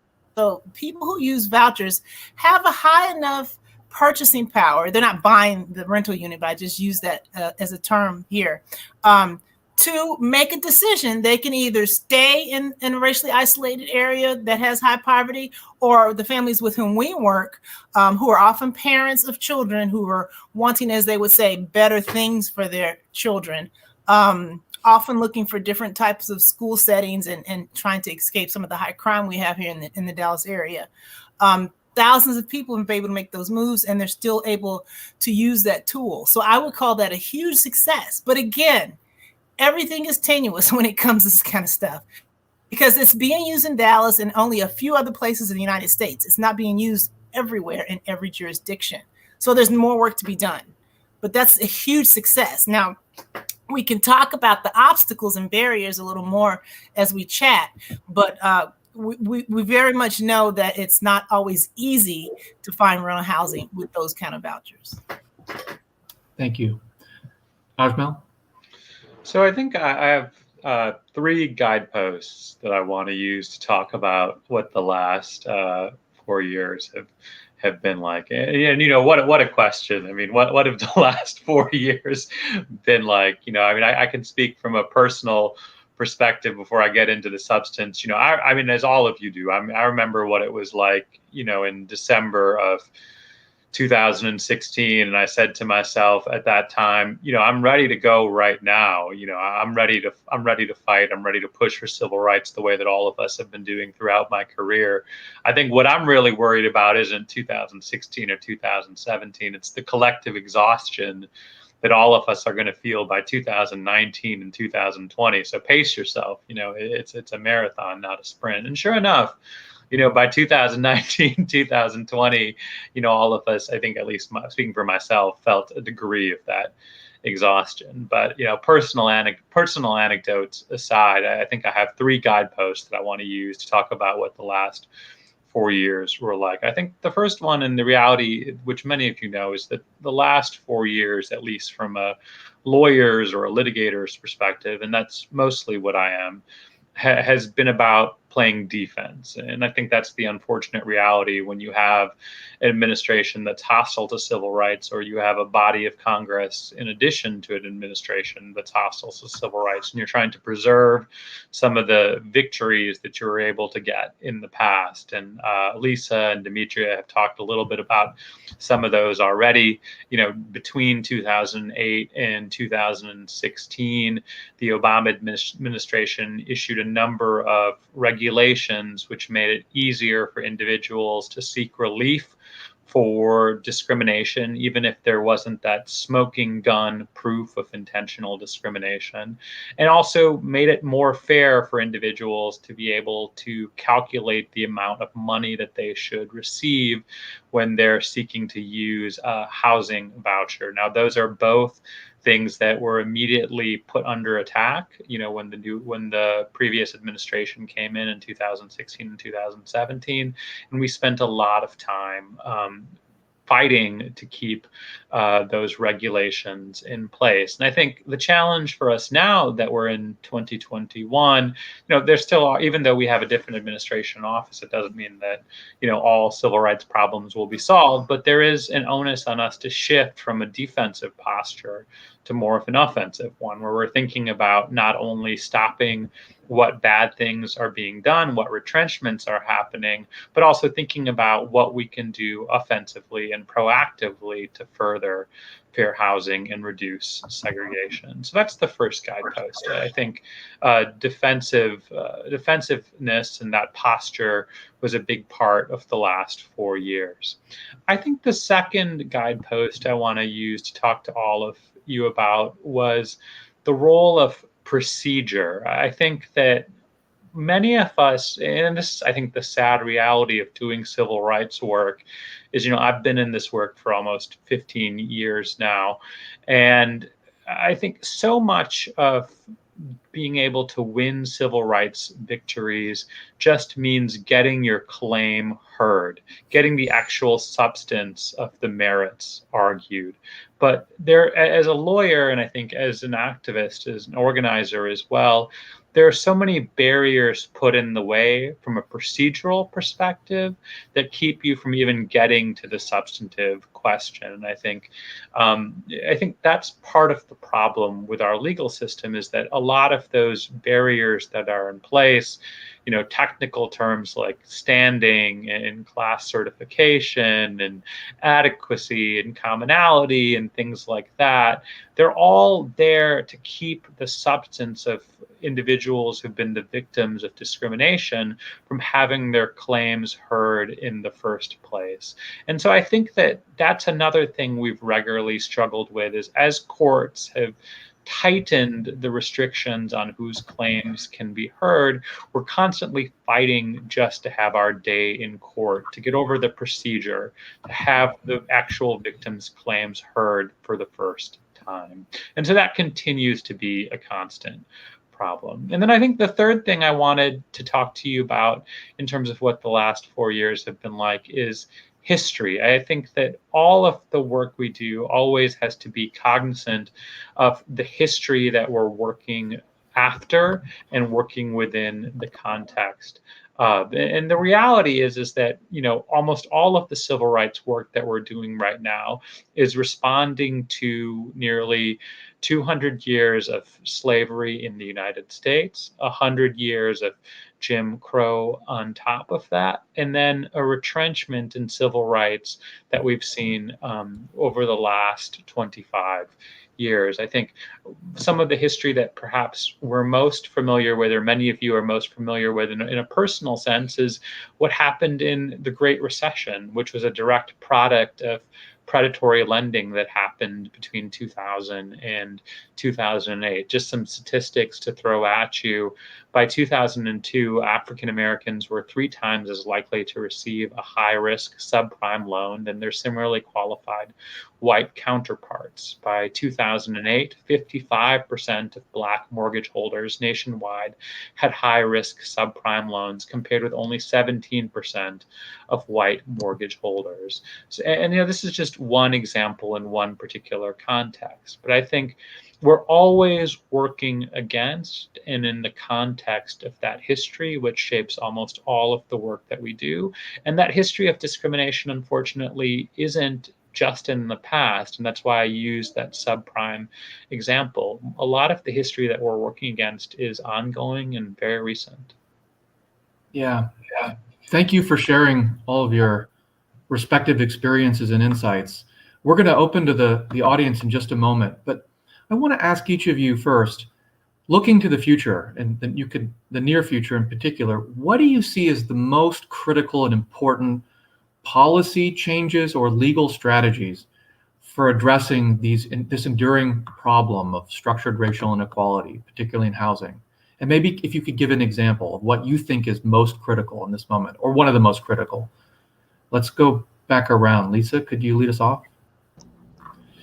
Sure, I'm happy to do that. So when I think of a policy prescriptive, I think about zoning ordinances a lot and zoning issues. Steve, in the aftermath of the Civil War and the ending of slavery, as Black people and other people of color were moving across the country, municipalities were eager to adopt race-based or racially conscious zoning ordinances until the Supreme Court struck them down. And of course, after the Supreme Court struck them down, planners and municipalities immediately pivoted to what they called a race-neutral zoning prescriptives, but they were really designed, I mean, that was cloak and veil, right? They were designed to funnel people of color into certain geographical areas and to maintain sort of racial homogeneity from a geospatial perspective. One tactic was, once people of color started moving into a particular area, the city would change the zoning in that area from residential to commercial or industrial. And that served to lock people into certain places. It's one of the reasons parenthetically why communities of color have such high levels of pollutants. But there were many, many other tactics too. And the point is that these zoning laws are still in place. They're part of the structural system of segregation and inequality. They're still in place and they're still performing their original purpose. It's one of those systems of inequality and racism that we have not dismantled. And so finding ways to dismantle and deconstruct these discriminatory zoning policies, I think, is critical. One way to do that, of course, is by using the Affirmatively Furthering Fair Housing framework to dismantle these discriminatory zoning ordinances that lock people out of opportunity. But if I can now lift up a legislative opportunity, I think that the impending infrastructure bill provides a great opportunity to advance equality. The infrastructure package, if it's designed right, can serve the purpose of providing incentives for jurisdictions to change their zoning in a way that is more equitable and fair. And the way to do that, Steve, there have been a lot of discussions about how to do that. But the best way to do that is by connecting or tying incentives, tying carrots, if you will, to things that municipalities really want. So, municipalities may say, if you tie a carrot to a particular benefit or funding stream that municipalities can live without, then you're not going to see any changes in zoning. But if you tie those carrots to funding streams that municipalities really want, like transportation dollars, health dollars, economic development dollars, et cetera, then you can begin to see some movement in terms of changing the zoning structure that has really worked to help isolate too many communities. The other thing that I'll mention before passing it on to Ajmal and Demetria is that the infrastructure bill, it has to contain housing provisions. That's critical because housing is infrastructure. But let's stop with this banality that housing and infrastructure are not inextricably linked to one another. They are. Housing is infrastructure for all intents and purposes. So the infrastructure package has to contain both supply side provisions, but it also has to contain demand side provisions too. Doesn't do any good to build up and develop communities and expand housing choices and other economic opportunities if people of color and underserved folks can't take advantage of those opportunities. So we have to have both supply and demand side provisions so that we're not only building the opportunities, but so that people can avail themselves of those opportunities that we're developing. Demetria?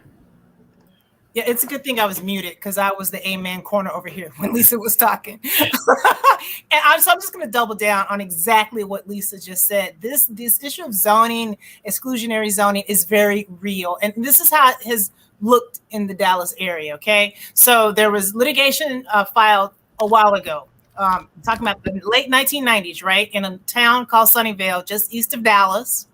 And there, the zoning required like acres per lot, right? And you couldn't even zone for anything. You couldn't build anything that was multifamily, right? So post litigation, the town was required to zone multifamily. And eventually, after a protracted period of time, they did, but they did not advertise it. And so our organization took it upon ourselves to place our own ad saying, hey, there's a new apartment complex in Sunnyvale. Aren't you interested? And the property management company, who did not advertise this to our population of voucher holders, ended up having to rent a hotel because the demand was so great.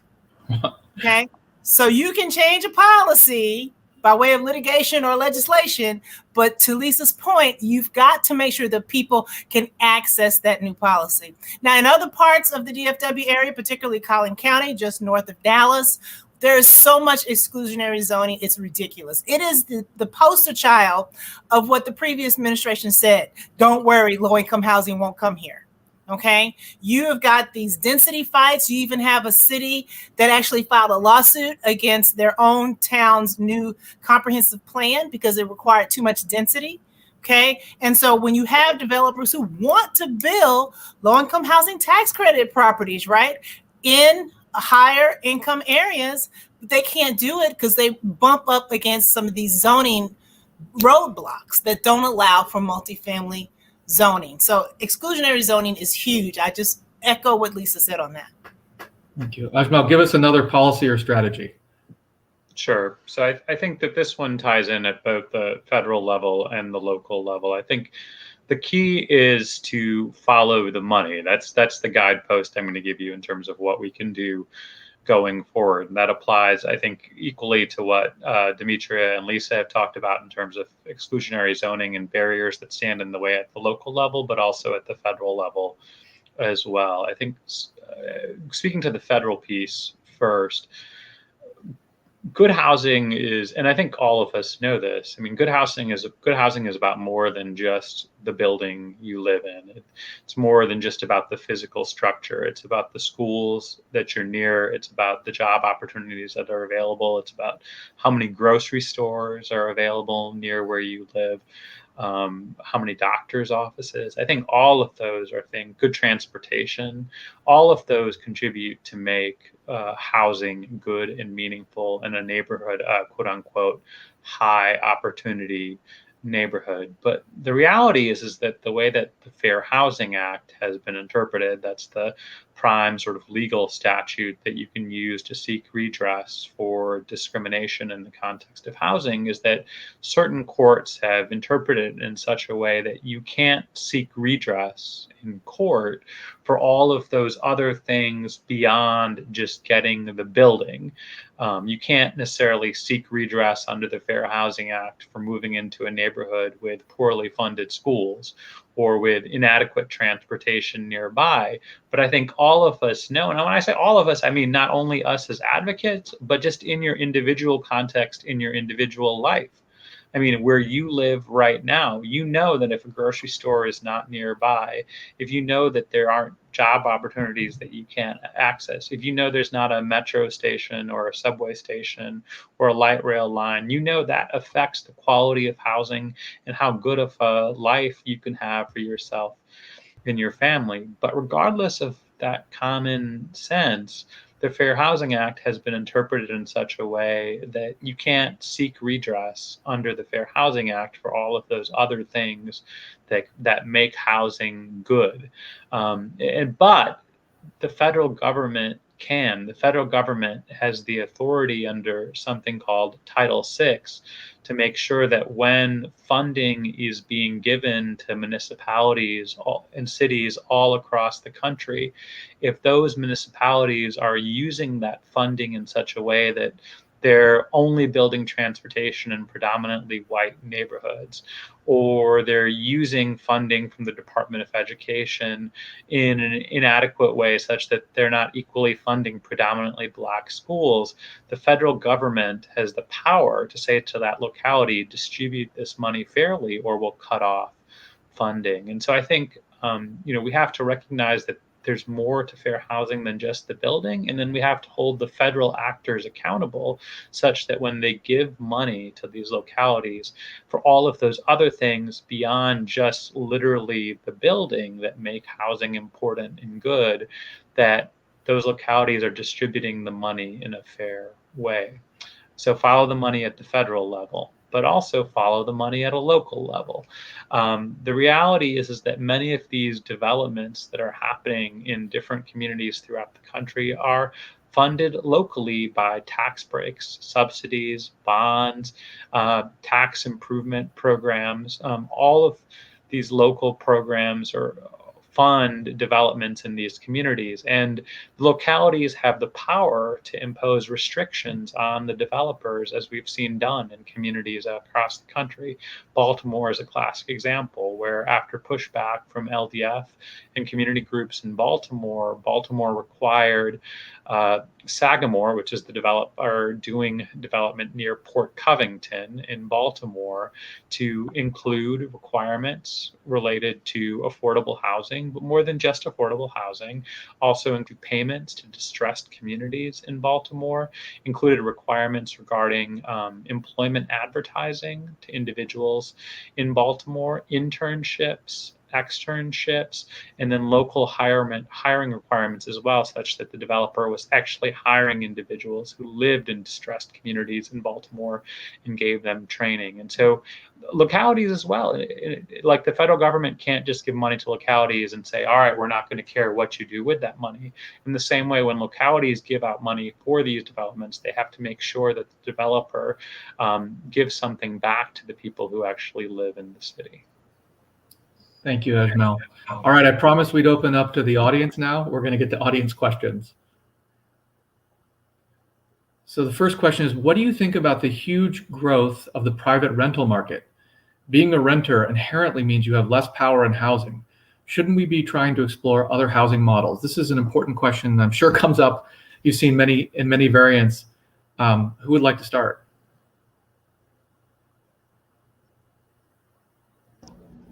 Sure, I can kick it off.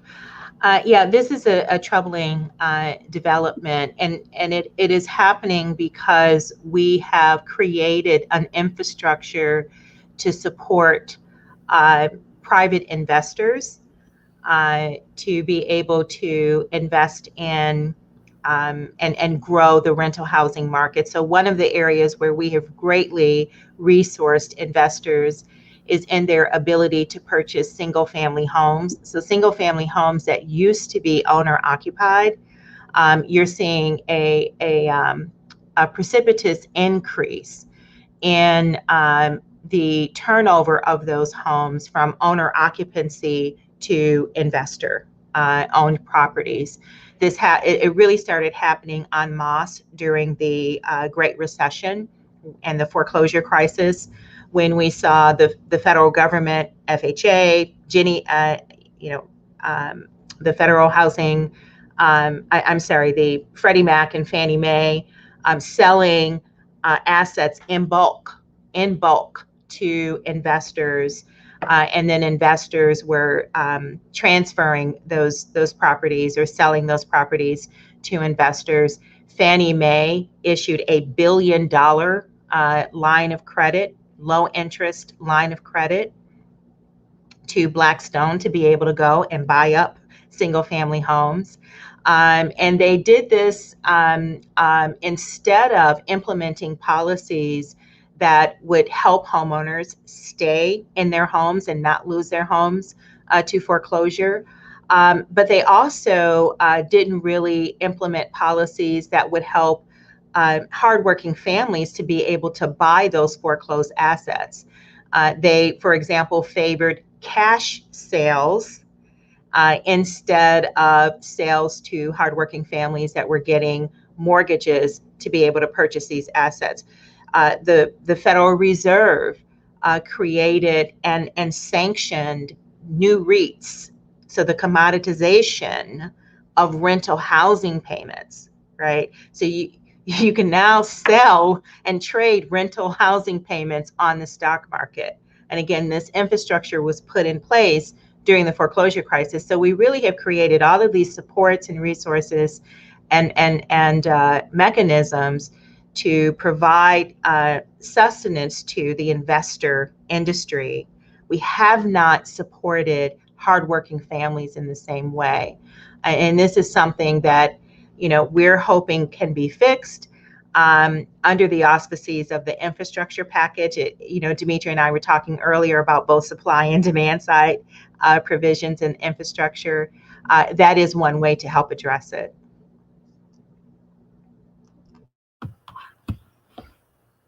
Dimitri and Ajmal? So I have one personal anecdote, which I'll lead then into a policy point. So I live in Tacoma Park, Maryland. You're getting me live from my basement in Tacoma Park. So you're getting a real life view into what my home looks like. But I remember when I moved to Tacoma Park, Maryland, which is, just outside of Washington, D.C. And so it involves a lot of politically involved and politically knowledgeable people, or so we say, I guess. But I was talking to a local politician, and I sort of asked. And at that time, I was someone who lived. I was a renter at that time, and had been a renter for many years. I lived in 7 different cities in my 20s, and so I rented nonstop, like many of us, and rented well into my 30s as well. And I think what that local politician said to me at that time is, perhaps in a fit of too much honesty, is, "Oh, you're a renter. We don't really pay attention to you anyway." And this is a fairly liberal place that I lived. And so I was, a young buck, and I pushed back and I said, "Well, why? I hope to build a life here one way or the other. And, why does my vote not matter? Or why aren't you as concerned about it?" And the answer he essentially gave was because the idea is that as a renter in Tacoma Park or in Washington, D.C., there was an idea that we would be transient and we wouldn't be sticking around anyway. And so he didn't necessarily have to be responsive to renters' concerns. But once you bought a home, you were sort of going to be there you had made a commitment to be there for a while. Now, I think that view is absolutely wrong and wrong-headed for a variety of different reasons. But I bring it up because it was insightful, I think, into the mindset of a lot of politicians. They're concerned about where their votes are coming from and who their base is going to be. And so I think that one of the things that we as advocacy organizations need to do, and I think, honestly, many of the people who work at advocacy organizations are renters themselves. And so it's something that they're personally familiar with also. We have a responsibility to work with and organize communities who are renters to solidify that base of political power such that politicians, and I don't think that this particular politician was unique. I think a lot of politicians think this way. They're worried about being reelected, and they make a calculation where they decide that homeowners are the ones that are worth their time to invest in. We have to push back on that and punish that line of thinking, and make sure that organizer or renters' voices are heard, because they're not just transient individuals. They're individuals who, because of the Great Recession and structural discrimination and economic discrimination, oftentimes want to live and build a life in a particular community, but aren't able to do so because of the structural forces of discrimination. Dimitri? The question actually made me think about a program. Since I work in the space of the Section 8 voucher holders, it made me think about the program self-sufficiency program that's kind of built into the Section 8 program, where a family who's using a voucher has the opportunity to save a significant amount of money towards home ownership or some other kind of life-changing opportunity, you might say. But what comes to mind, which I think was kind of mentioned in one of the earlier panels, is if you have a family who's now moved out of a racially isolated area and wants to stay in that type of area, if they decide to buy and become a homeowner, does that necessarily mean that they're moving back to a racially isolated area? So I think it's something worth thinking about. The self-sufficiency program is not used enough across the country, but it's certainly something that we should pay attention to and lift up. Not all low-income renters who have a Section 8 voucher are going to necessarily reach home ownership, but I think it's an opportunity that we should try to expand upon and help them build their own power, you might say. Yeah, I think part of what the question is getting at is the question of social housing. How can we put, which, is a particular form of housing, but part of it is just how can we put more funds into supporting affordable housing? I mean, what is it? A third to a quarter of voucher holders are actually, of low-income people who need vouchers actually get a voucher. So the waiting lists are too long. We need to clear that out. But also just the news reports, right? Invitation homes going around paying 20% over ask in single family neighborhoods, just buying up. A plug, we've been doing some research in the Bay Area trying to figure out what's actually going on in terms of speculation in our California Community Partnerships program. So you can check that out. Let's move on to another question. The question is, do you see any path forward for courts or laws to move from the intent versus disparate impact framework towards affirmative integration policies for housing? Great question. Who'd like to start? We've got an interesting court right now, right? I thought Ajmal was going to kick that off.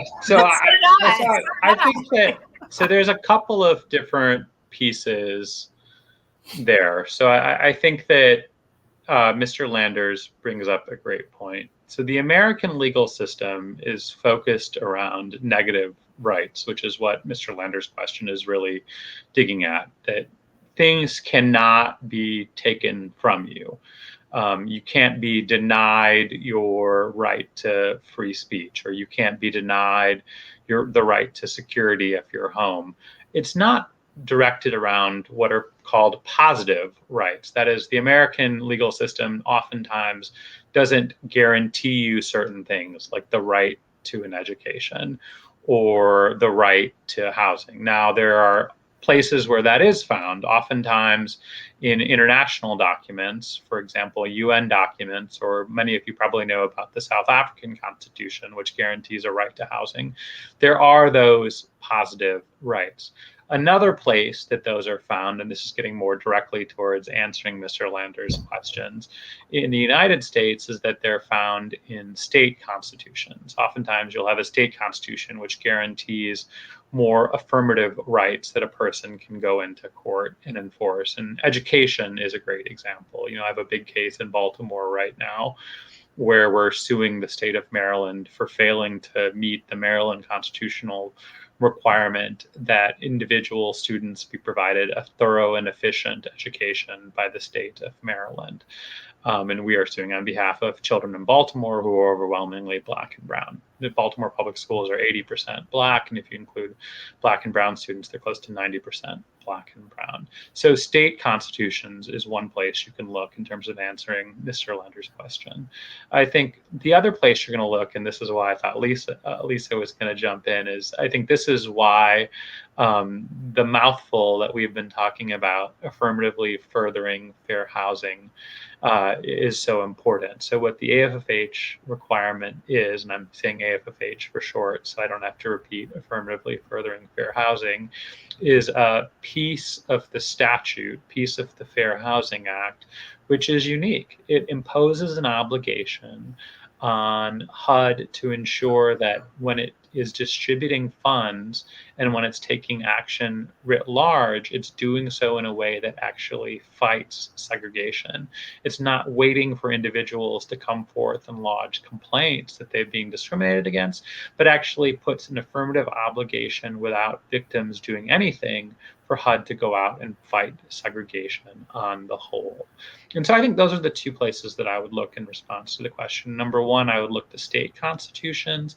And then number two, I would look to robust enforcement of the Fair Housing Act's AFFH requirement. But in addition to that, you don't have to stop there. If you live in a community that isn't meeting its AFFH obligation and receives funds from HUD, you have the opportunity to either contact HUD and call for HUD to look into whether or not the community is meeting its AFFH obligation, or you can seek legislative change. And we've seen this done in Boston, where Boston has imposed and created its own AFFH requirements for itself. And so those are all ways that not only courts, in response to the question, but policy bodies as well can move towards more of a positive vision of rights as opposed to a negative one. That's great. Lisa or Demetria? I don't have anything to add. Let's get some more questions in then. What is the panel's opinion of the opportunity zones that were created under the Tax Cut and Jobs Act of 2017, particularly how they're being pulled through at the local level? I know. So we've paid attention to this somewhat here in the Dallas area. Part of our work has been neighborhood equity work in isolated areas that have traditionally been really kind of the subject of redlining, you might say. And it's very troubling. It was just before the pandemic, I believe, that we had someone come in from Washington, D.C. and attempt to explain opportunity zones, but in fact, there were no real teeth to any of that in a way that would actually help and benefit the residents. What we've read about and seen far too much are opportunity zones being used to build storage units, right?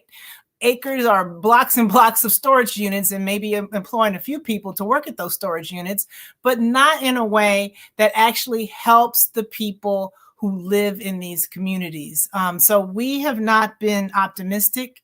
And I say we, those of us who are in the advocacy space here in the Dallas area, we've not been optimistic about what opportunity zones might do here.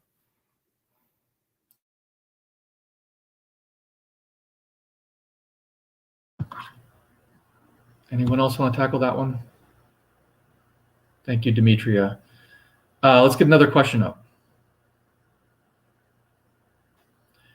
This is from the Sacramento Housing Alliance. Are there ways to have a plan to advocate for returning land stolen during Jim Crow that may be owned by cities or states? It's a great question. What comes to mind for me is Tulsa, right? I think there's a larger questions around reparations. Maybe we can answer a reparations question too, if you have thoughts on that. Yeah, there are efforts at addressing this issue, what is at the core of this question in multiple ways. So let me start with the lowest hanging fruit first, and then move to the more difficult, the topper layers of the tree. So the lowest hanging fruit around this question is heirs' rights property. This is property, and in fact, this impacts my family. My great-grandfather left all of his children and grandchildren heirs property, right? And I can tell you, in my own family, for as long as I can remember, I have been told that as long as you are alive on this planet, Lisa, you'll always have some place to call home, because you'll always have ownership in this land that is situated in Arkansas. But we're now finding that that's not true, that people, because of misinformation, have been losing the property that their ancestors passed on to them because of a lack of knowledge and a lack of information about how to properly structure these entities, these contracts and the deeds, so that people do not lose the property that they already own. And this is happening en masse, particularly in the South and the southeastern regions of the country, where Black families are losing millions of acres of land that was passed down to them because of loopholes in state statutes. And so one easy thing is to fix those deeds and to set up the proper wills and testaments so that people can hold on to the land that they already possess. It's like the lowest hanging fruit, right? And so then another topic of discussion around this area is, what do we do about Native American tribes who want to regain their ancestral lands, right? Lands that have been taken away from them, lands that the federal government had promised them through treaties and things of that nature. Is happening in Oklahoma, for example, right now. Right. And we are seeing some successes to that end, and we're seeing some failures to that end. And part of that is dependent on how state laws are constructed as vis-a-vis federal laws as well. And then we had this other question about the situation that you raised, Steve, Tulsa, the Tulsas of the world. Like, what do you do when people had their land literally stolen from them during the Jim Crow era? That's a tougher construct. In fact, my family is in that situation. My great-grandfather had almost 300 acres of land literally stolen from him, never got it back, forever lost to our family.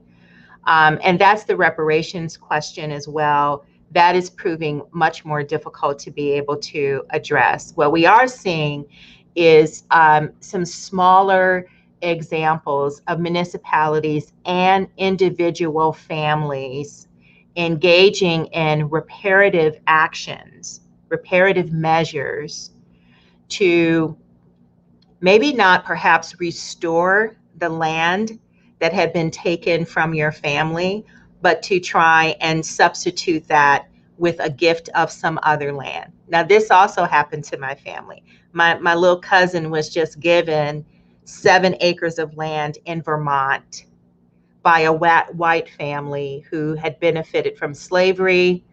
The white family realized that, they weren't the family that specifically stole the land from our family decades ago, but they sort of made this swap and gave my little cousin 7 acres of land in Vermont, wine country, for her to grow and develop and do with what she wants as a reparative measure. We're seeing this in Elmhurst, Illinois. We're seeing this in Oregon and other places throughout the nation as well. So I think we'll continue to see, Steve, these little exercises of people trying to engage in restorative justice to make amends for what has happened to people of color over the years. But this whole question of how to legally seek reparations, it's an extremely difficult one. Dimitri. Steve, I just want to add, it's important for us to also recognize that land has not only been stolen during Jim Crow, there's a perpetuation of discrimination. And in many respects, many communities, we have a Freedmanstown here in the Dallas area that's right next to a freeway and a big fancy city developed park that's being built right now. And they're seeing collectively the loss of structures in their community at the hand of a discriminatory city ordinance, you might say, that allows the demolition of historically preserved homes to be destroyed way more quickly if they're under 3,000 square feet. Now, we know that formerly enslaved Africans did not build houses that were over 3,000 square feet. Therefore, by definition of the the ordinance here in Dallas, those properties are able to be demolished with city resources. This is before the resolution was passed in Dallas. They were being demolished with city resources as recently as 2015, 2016, 2017. And now it's been saved a little bit because of a resolution that was passed recently. But this is not just about the Jim Crow era. There is the perpetuation of residential discrimination going on now. And I want to give a shout out to the Segregation Land Trust in Oakland, which is an indigenous effort to restore land at a community level to the Ohlone and other Native peoples who were dispossessed in the Bay Area. Ajmal, I don't know if you have anything to add to that. Let's get some more questions. Yeah, let me just add one more thing, because we've been trying to develop like different ways that entities can promote restorative measures to help people who have been impacted by these actions. So I sent to your team, Steve, a new framework that the National Fair Housing Alliance and the Center for Responsible Lending developed. It's called a First Generation Down Payment Assistance Program. So if you can share that link with the participants, I won't take the time to go through it, but it is, again, another restorative justice measure. It's a framework that lenders, municipalities, any entity really can use in order to implement a restorative program to help people gain homeownership access. Thank you. We'll get that out. I think we have time for one or two questions, then I have a closing question. What are some ways that we can reinvest in Black and Brown communities without causing gentrification? It's a great question. I want to sharpen the question just a little bit and saying, that whether you're talking about new developments with their affordable housing or code enforcement or light rail, there's always a concern that any investment whatsoever can have the effect of displacement and gentrification. So I want to put it in that frame. What do you all think?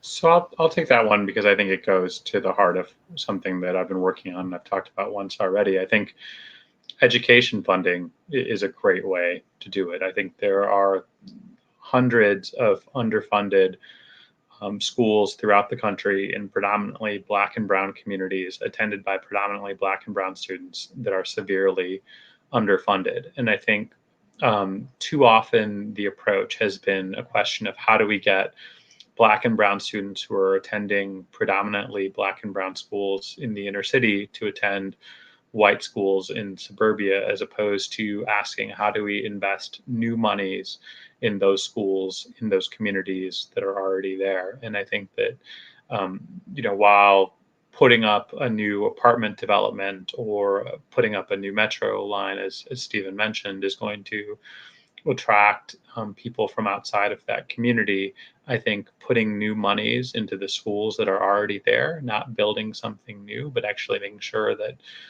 the schools in which real children are in right now are actually working and are actually funded adequately, is a way to bring some immediate investment to Black and Brown communities. And I'll just say, by way of example of the community I just mentioned, the 10th Street Historic District. So this question relates to gentrification, but just to be clear, there's gentrification in the sense of erasure of culture and history, and then there's the issue of displacement. So on the issue of trying to stop the erasure of culture and history, at least here in the Dallas area, we're trying to make sure that the community, the neighbors who've been living there and have been stewards of the land and the property and the neighborhood, are able to put together a neighborhood plan that is adopted by the city within its comprehensive plan, so that when decisions are made about what's going where, what have you, regarding land use and the like, then there's already something in place built by the residents who have been living there for years, right? In a way that tries to preserve that history of what the newly freed enslaved Africans created when they created that community. And on the issue of displacement, it's a tough nut to crack, but certainly starting off with the concept of addressing the issue of of property taxes, and to the extent that taxes go up when people now discover this area, right? It hasn't really been this newly discovered. So I think addressing the issue of property taxes is really important. I'll stop there. Maybe we can slip in one more question.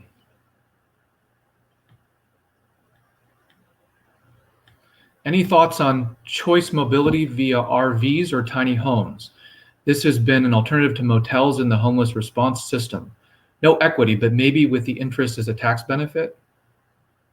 I think the question is about, you don't generate the equity in these emergency programs, but. Yeah, shared equity programs are another program where people have argued that people don't get, sort of full wealth benefit. But I think that, the thing that we've been saying all along, both in the first panel and this panel, is that there is no one size fits all. There's no single silver bullet, right, to addressing these issues. People exist along a spectrum in terms of opportunity and where they're situated in life.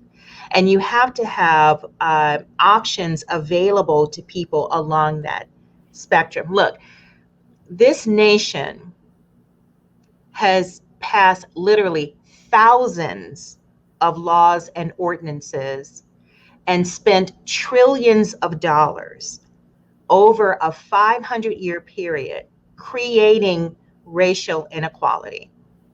Think about that. Thousands of laws, hundreds of trillions of dollars to create a deeply inequitable society. Why do we think that we can only come up with one solution to cure all of that, right? Why do we think one program is the panacea? That's nuts. We need a range of programs, and we need a mound of resources to deconstruct systems of inequality and rebuild them, replace them with structures that are fair and equitable for everyone. This is not something that we're going to achieve, over a couple of years even. It's in it for, somebody said earlier, it's a marathon, right? This is not a sprint. And that's the attitude that we have to place. We need a range of products and services and programs, and we need full support for this range of products and services and programs. And I'm not sure if the question is related to housing mobility. Is that what that referencing regarding choice? It appears to be. Yeah, it's talking about tiny homes and RVs in particular. Okay. All right. I don't know if either of you encountered that. So let me close with this question then. So it's been over 50 years since the Fair Housing Act. And as our report shows, in many ways, we're as segregated or more segregated than we were, 50 years ago, certainly 20, 30 years ago.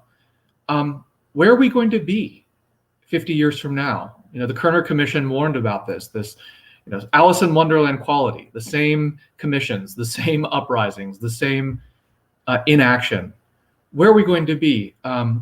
Are you hopeful at this moment that we have a broader public awareness? Maybe leave us with a moment of hope of where you think we might be heading. Well, I certainly think that, we're in this moment because the people are speaking, the people have spoken. And unless we start to center those who are most impacted by some of these discriminatory policies, we're going to end up in the same spot. Those of us who are researchers, policy folks, advocacy folks, we certainly have a role to play. But I think centering some of those voices will keep us in the moment. And it is the moment that I think gives us the political will, you might say, to make changes. And so I'm optimistic in that regard. I certainly feel as if that my experiences have been broader than the experiences of my parents. And I expect that my children's experiences will be broader than mine, that they'll have more housing options wherever they'd like to go, options as far as housing, education, the whole 9 yards. So I am optimistic because I believe that Generation Z is not going to let this thing go. But we've got to be willing to step back and let the people who are most impacted speak and give them real, not token, but real seats at the policy tables. Lisa, Ajmal, go ahead. We're running short on time, so I will be really quick. I think it depends on three things. I think number one, who we vote for, not only at the federal level, but also in mayor's offices and city councils offices, whether or not we're picking people who are willing to sacrifice their own ambition for the public good. Number two, whether we recognize that all of the things that we're talking about today involve sacrifice. I think too often people think that the solution to racism necessarily means just better or more fair interpersonal contact. But these changes require addressing the systems of structural racism, as well as a redistribution of resources, which may mean more taxes for some, or less monies for some projects or agencies and societies that are favored by popular forces. And then finally, I think on all of us as advocates, because I think all of us are listening in and working on this today are informed, what does our broader public education strategy look like? Right now we're seeing a push against quote unquote critical race theory. But the fight against, what they're calling critical race theory isn't about just the field of critical race theory. It's really about any discussion about the history of race in the United States and the role that race has played and continues to play in our society. So those are some quick thoughts. Lisa? Yeah, I'll just say simply, both my mother and my father grew up in the Jim Crow South. My father, Arkansas, my mother, Alabama. Both of my parents got a 6th grade education because the schools in their community were deeply segregated, and the school for Black children only went up to the 6th grade. So they could only get a 6th grade education. I'm a college graduate. My parents sacrificed, and because of the changes in our laws, the changes in our societies, I was able to graduate from college and attend graduate school. That's a big change. That's a significant change, right? Just in my lifetime. When my mother and my father went to go purchase a home, the real estate agent told them blatantly, because of their race, they could not purchase the home that they wanted to purchase in the community that they wanted to purchase the home in. We don't see that kind of discrimination happening today. So we have definitely seen progress in our nation. We've seen progress. We're not where we want to be, but we're not where we used to be. So I am hopeful for the future that we'll continue to see progress made, because I believe that Demetria is right. I think the young folks are not giving up. They're fighting on. They are energized.